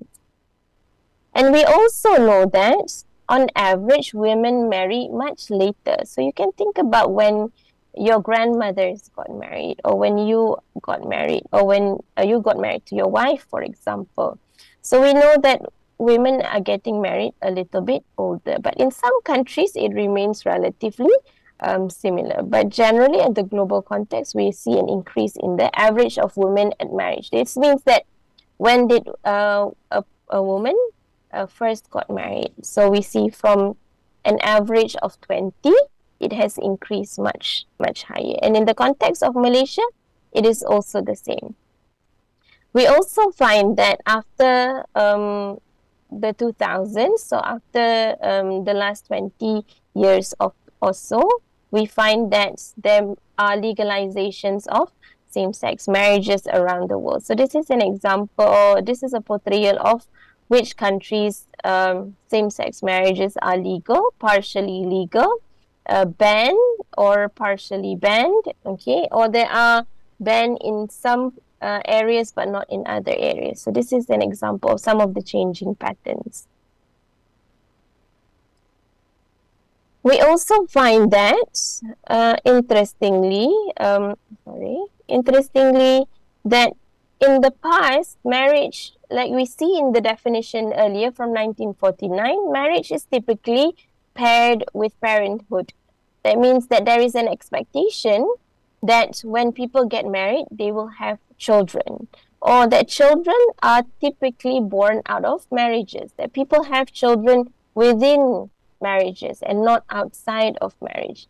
But in the current context, we see more practices and more occurrences of children not being associated with marriage. So we call it the decoupling of parenthood and marriage, that people tend to have children outside of marriage. So this can happen either through the traditional natural way of cohabitation, sex outside of marriage, and so on. And also it may be related to assisted reproductive technology. So the advancement of technology that allows people to have children even without physical contact with the other person. So these changes are happening in our world, and we can see that the numbers are on the rise. So there are things for us to reflect on and think about. On the other hand, at the global context, we also find that there is a decline in fertility rates, meaning the number of children that are born to women in their fertility age. Okay, so we find that in order to replace the previous population, okay, the fertility rate should be at 2.3. So you see here, the replacement fertility rate, this means that the rate for us to replace the previous generation would be 2.3, okay? But in many countries, the fertility rate has declined. So despite changes in policy and introductions of incentives, it has been quite challenging for those countries to increase their fertility rates. So we know that this trending decline is happening. So in the past, we find that in 1950, typically fertility rate was at 5.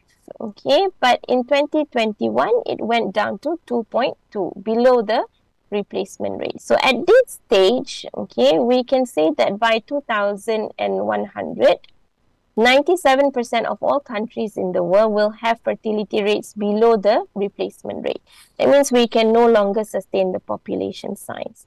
So that means that at that point, the world population size will decrease.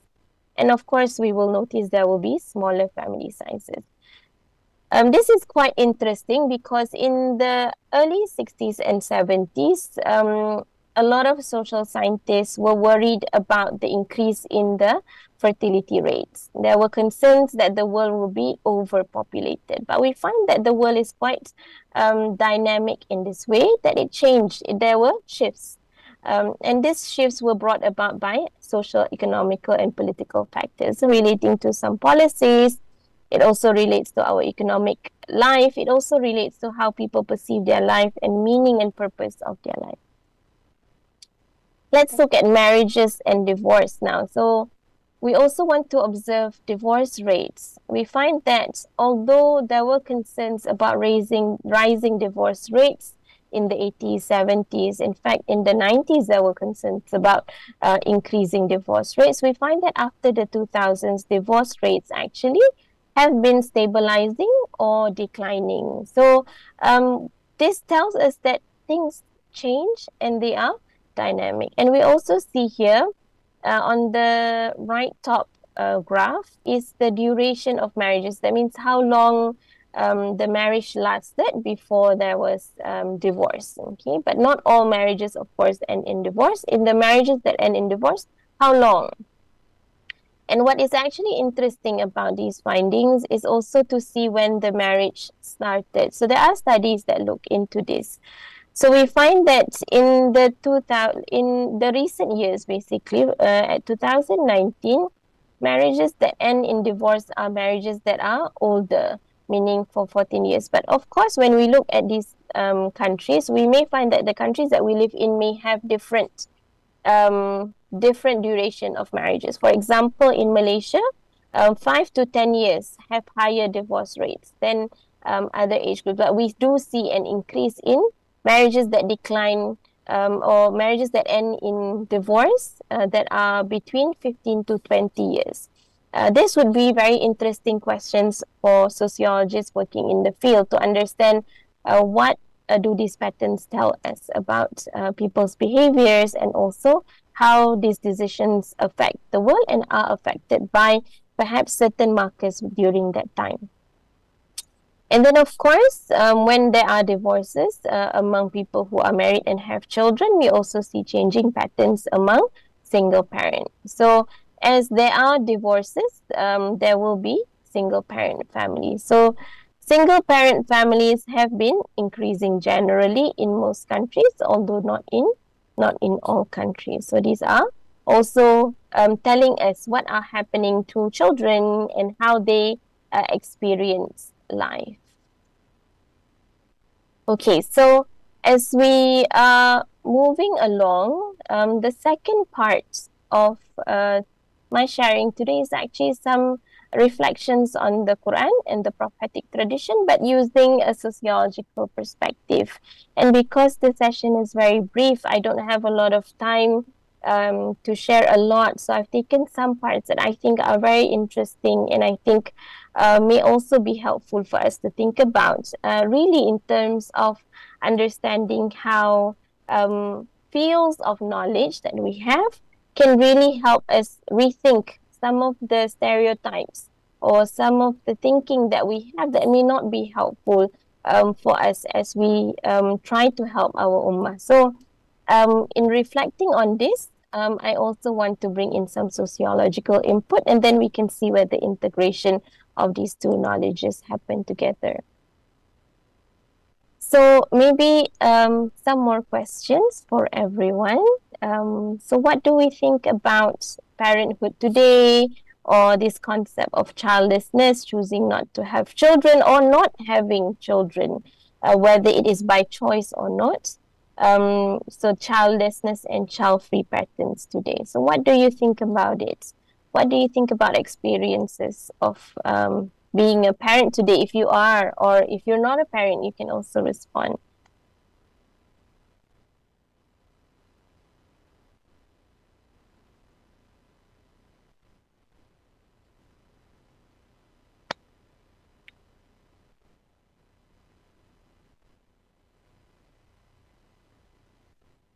Are there a lot of parents also in the session?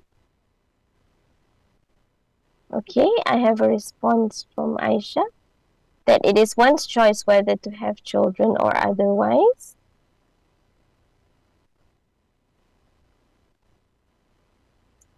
It is very interesting to see also the changes that happens in our world today as we move to more postmodern types of thinking, and how people consider what choices are available and what can they do. If we think about the past, often even in terms of, say, for example, occupation or age of marriage, we or the people of the past rarely had a lot of opportunities to choose, as the world was not given, or they were not given as many choices as today. But also the challenges may be different. Okay, Aisha is saying that there are financial factors or economical factors, acknowledging that the economy of the world and people's lifestyle and the demands of the world affects people's choices and also people's behaviors. We have a response here. Modern parents have abandoned their roles for the social media parenthood. Okay, so there's a relationship between parenting, parenthood, and social media. Also responses about availability of childcare and parenting. This recognizes that parenting today involves a certain type of work, right? In traditional societies, work may look different. In the capitalistic world that we live in, we understand work as something different. And this shapes our availability of time and how we are able to gain economic income for our families and so on. Okay, there is a response. Having children is a gift from Allah, which one should not make a choice but have a hope. Okay, it's important to have children and grandchildren. Okay, parenthood increases the need for adults to reflect on the effort required in present time to bring up children in a challenging condition. There are also some considerations as to the world that we live in, and perhaps other challenges, and some would consider fitna of our time, and how parents are supposed to respond to them. So I think in thinking about some of these changes and some of these challenges, I have prepared some of the examples that is moving forward. Okay, there is also one response from a brother here. Less children today is also due to financial reasons, but also related to the focus of females. Their success is dictated by their personal development in society. Okay. All right, so we're going to have some interesting discussions today. So I want to start off first with some reflections on parenthood, whether child-free or childlessness. So from the examples that we see from the Quran and Sunnah, of course, we understand that there are different diversity in terms of people having children and not having children. So we know that there are examples that marriage does not result in having children. But of course, in this context, we see the example of Zakaria here, alayhi salam, in which he was already an old man and he is asking Allah for children and acknowledging that having children is not really our choice in one context, meaning that it is something that we ask Allah for. And we do not have the certainty that just because we are married and we are trying that we will have children. So there is an example here of Prophet Zakaria, but also in acknowledging sometimes some of the sociological research shows that there is a lot more emphasis on infertility in the case of childlessness, on stigma. And also how it is different in terms of the different genders. For women, for example, not having children, often women experience more stigma than men. So women who cannot have children, for example, due to health issues, often experience more social stigma than men. And these social stigma has an impact on their experiences of mental health and also feelings of inadequacy and guilt. And more than men, women often feel more societal pressures of not having children. But this is the beauty, I think, always for us as Muslims to reflect on the Quran. And in the Quran, we find that it was the case of Zakaria that was brought forward. And in Allah's wisdom, we see that, right? In our context, sometimes we tend to look at women as the main person to think about when we think about children and having children. But here we find that it was Zakaria that was the one that asked Allah, and this was what was included in the Quran. And I wanted to highlight that. Number one is there is no certainty of people to have children just by being married. So marriage and parenthood may not be something that comes together. We also see in the context of Aisha, the wife of the Prophet ﷺ, she also did not have children. And there wasn't stigma. And in the example of the Prophet ﷺ, she was never shamed for not having children, for example. So let's move on because there are some other examples also that I would like to share. And reflecting on the roles of fathers. So what would be the role of a father and how can we describe what a good father is? So what makes a good father?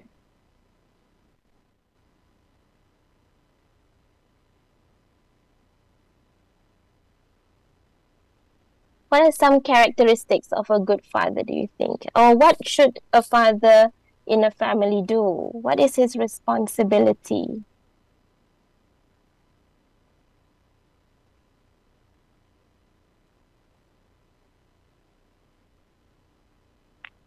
Provisions of food and shelter, accommodation, and leading the way. Thank you for the response. A good father has to be a good provider and a leader. Concerned and responsible.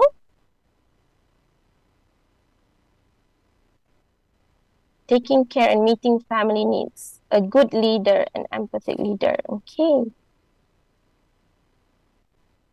Provider for the family and loving and caring. It is always interesting actually for us to think about how we are responding and where our responses are coming from. Are we thinking about how our cultures and upbringing also affecting what we think a father is? And also, are we responding from our experience of what we've seen and what we hope for? So that's also interesting to look at. Okay, there is more answers here. Thank you so much for all the responses. Lead the family towards akhir and make sure they are good examples. Support the mother in her educational efforts for the children. One who provides care for his children is a good role model.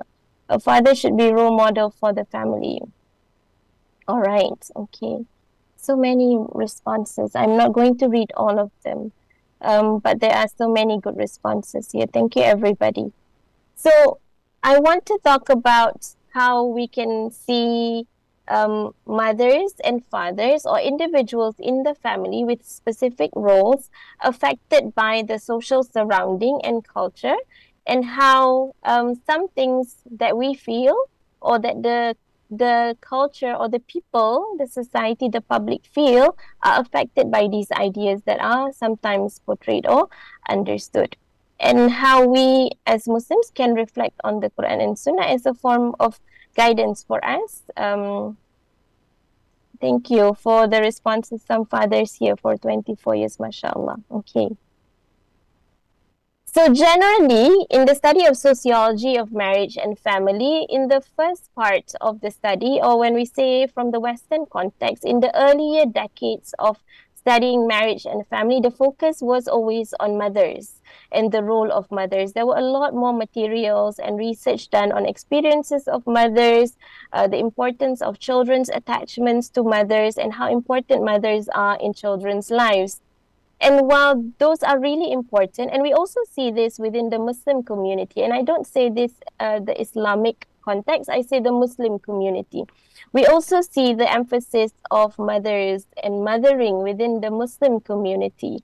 But often we don't see a lot of the context or discussions on fatherhood and fathering, especially if we look at before the 1990s or 1980s. And in the Muslim society, sometimes we also still see a very skewed idea of what fathers and what fatherhood and fathering is. But from the Western context, there has been a lot more discussions actually and research that are done on fatherhood, because we noticed that in the 1990s and 2000s, the lack of fathers' relationship and also their support and their active participation in family had a very detrimental impact on children and the family units in the Western context. So we find that after the 1980s and 1990s, there are more research done on the role of fathers. And also we see at the global context, there have been shifting ideas of masculinity. When we say masculinity here, we're not referring to the sex, we're referring to gender. So gender is very much affected by the cultural context. Say, for example, we can say what is masculine in one context may not be masculine in another context.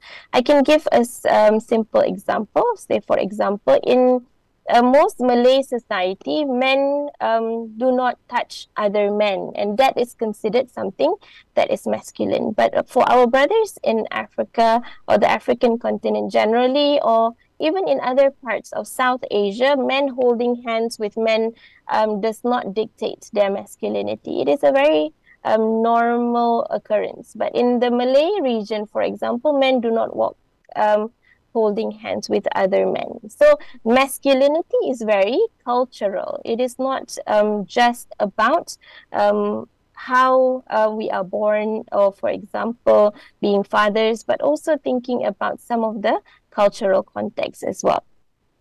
So as masculinity shifts, we see, for example, in the West, there are more rigid ideas of masculinities and femininities also.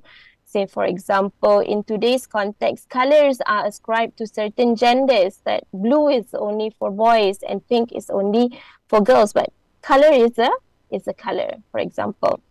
So we find that there are changing ideas about masculinity, especially in the 1980s and 1990s in the West. There's a very, what they call the toxic idea of masculinity.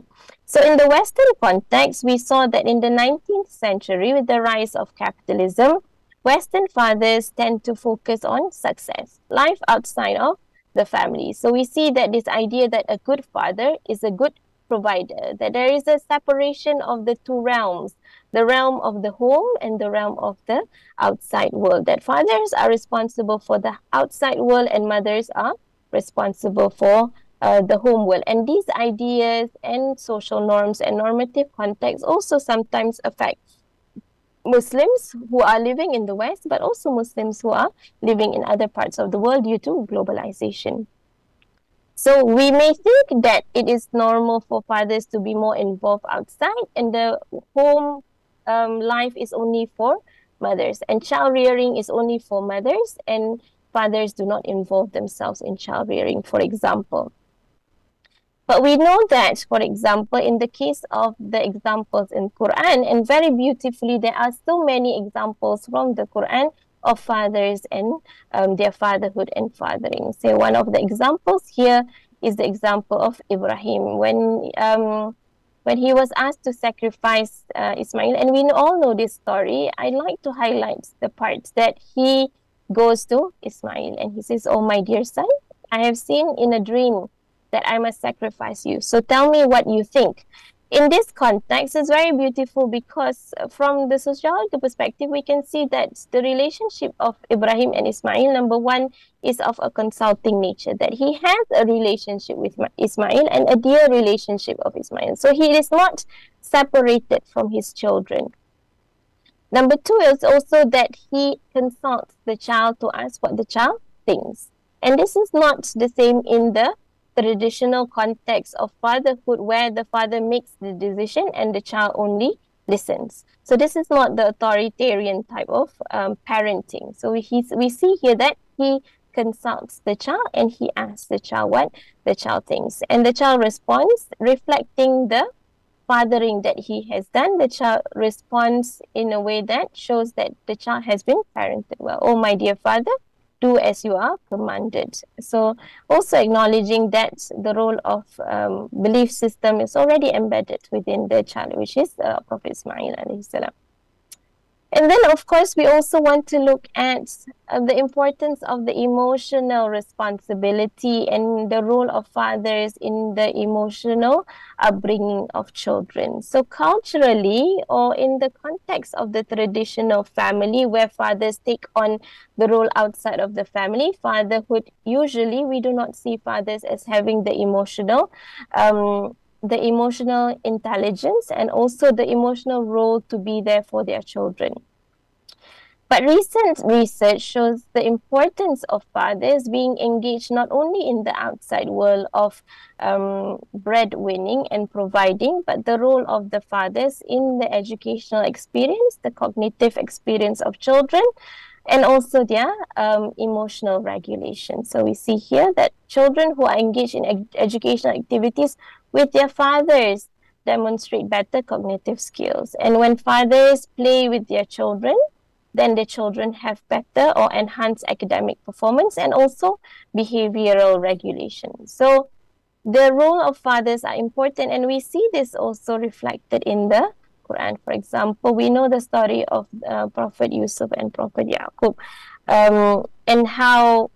and I think in this context, there are many lessons for us to learn actually about families and familial dynamics and challenges in family. For example, in the story of Prophet Yaqub alayhi Prophet Yusuf alayhi salam, we know that Yaqub had many children and not all of his children became prophets.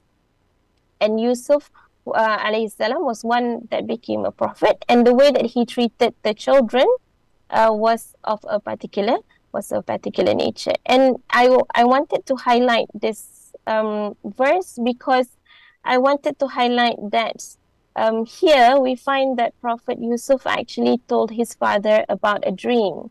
And this is something that tells us about a relationship that a father and child has built, a bond that tells that the child trusts the father. And there is always an emotional connection for the child to go back to the father. It's something for fathers to reflect on as well, in thinking about the very everyday and day-to-day life kind of experiences that children and fathers have with each other. Here's another example of studies that we find in terms of why is it important for fathers to be there for their children's emotion and to teach them what to do with their emotion and how to be empathetic and empathic, for example, and also how do we acknowledge our emotions. In a very toxic kind of environment or toxic masculinity, men generally feel that they cannot relate to their emotion because emotions is the realm of the female, or men do not cry, for example. So sometimes when fathers show these types of standards to their children, especially their sons, these are what we call socialization process. Children tend to learn from what they see around them. So when fathers are able to coach their children emotionally in a positive way, then the children's ability to cope with their own emotion is also improved. And we see this, of course, in the case of the Prophet ﷺ, which is a very beautiful. And I also see some other context here that I feel I want to highlight. So Aisha radiallahu anha once said that she did not see, or I did not see anyone who resembled the Prophet ﷺ more than Fatimah. So when she came to see him, or when she came to him, he would stand up. He would stand up and he would welcome her, and he would kiss her and let her sit in his place. And this is so beautiful in thinking about the context of the world that they lived in, the cultural context that the Prophet ﷺ lived in, which used to be a very patriarchal society, and women, especially daughters, didn't have a very high rank.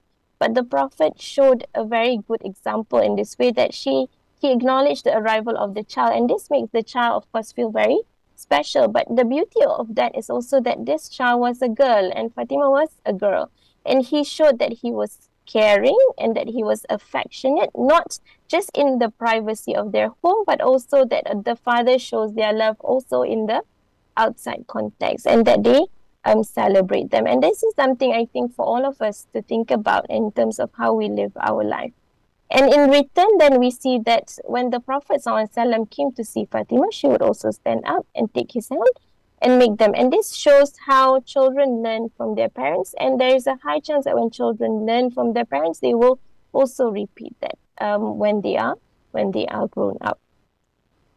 And then I also want to talk about some emotions, and how typically in today's context, when we talk about fatherhood and fathering, the emphasis rarely talks about how fathers are really influential in terms of showing how to deal with emotions. And in the example of the Prophet ﷺ, and also in the example shown in the Quran of Prophet Yaqub, we see that these fathers show experiences of grief, and they show it in an open way, and they show also examples on how to deal with it. For example, the Prophet ﷺ, the loss of his son Ibrahim, he was asked by a companion, and he said, "Oh no, not you too, Prophet, you are crying." And he said that, and this is a very famous narration also, "Verily the eyes shed tears and the heart grieves, and we are saddened over your departure, O Ibrahim," because he was holding Ibrahim. But he also ends it with, "But we will not say except that which is pleasing to our Lord." So there is grief, there is sadness, and show of clear grieving and crying also of the father, but also acknowledging that at the end, inna lillahi wa inna ilaihi raji'un. So whatever that Allah has decreed was what is one. So there is a continuation of the idea that the relationship between the father and the child is real and very strong, but all of us exist within the Tawhidic world, meaning that at the end of the day, this is Allah's decree, and Allah has decided for us. Similarly, we see this in the context of Yaqub alayhi salam, and how he responds to his sons who have done this to Yusuf. He turned away from his sons, and these are also his children. So here is another lesson in acknowledging that sometimes the father and the child's outcomes are not always the same. And we see other examples of this also in our traditions, examples of other prophets, where even though the fathers were prophets chosen by Allah, the children were not following the religion of Allah. So he turned away from the other children, and he says, "How sad I am about Yusuf."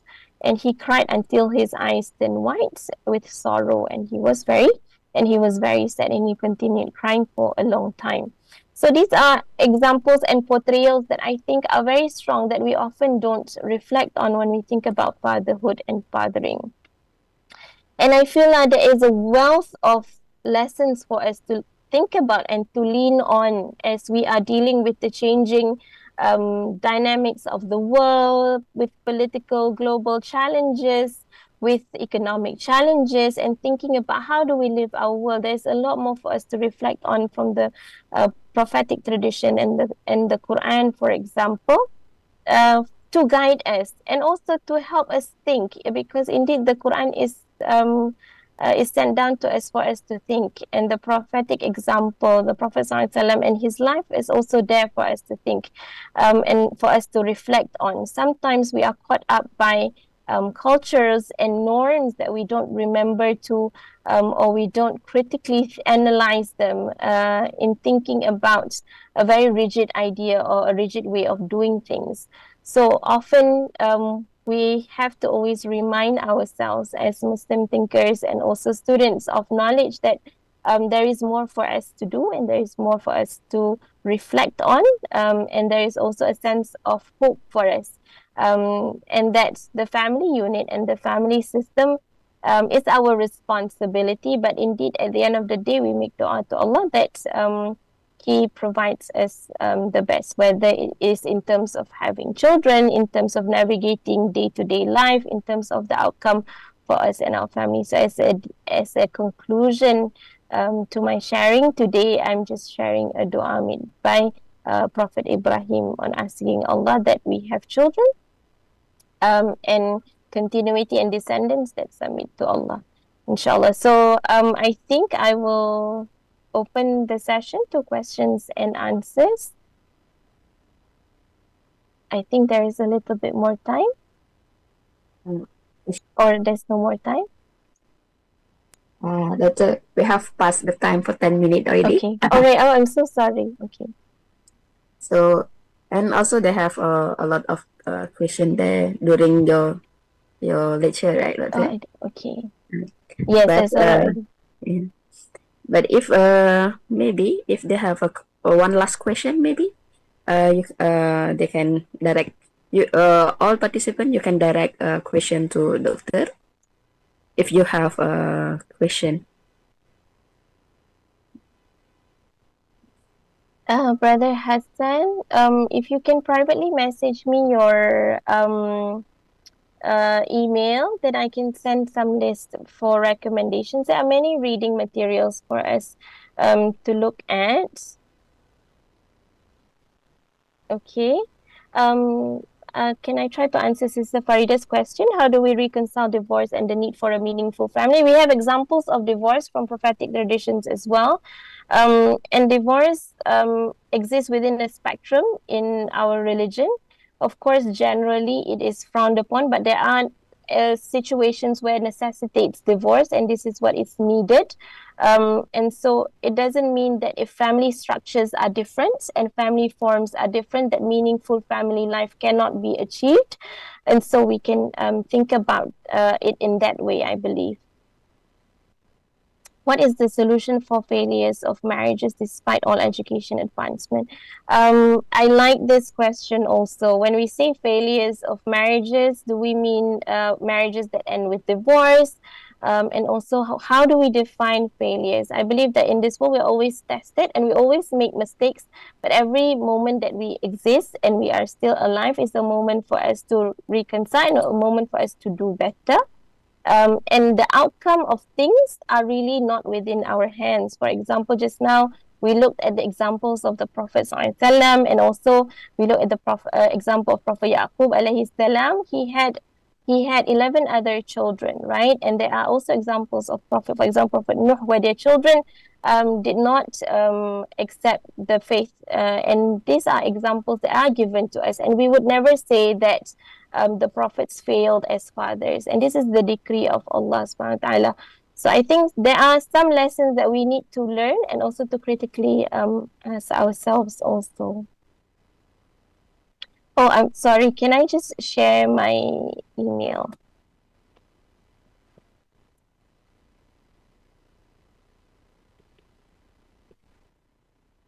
Okay, I will put my email in the chat. So if you have any questions, or you, Brother Hassan, you wanted some recommendations, I will share it with you.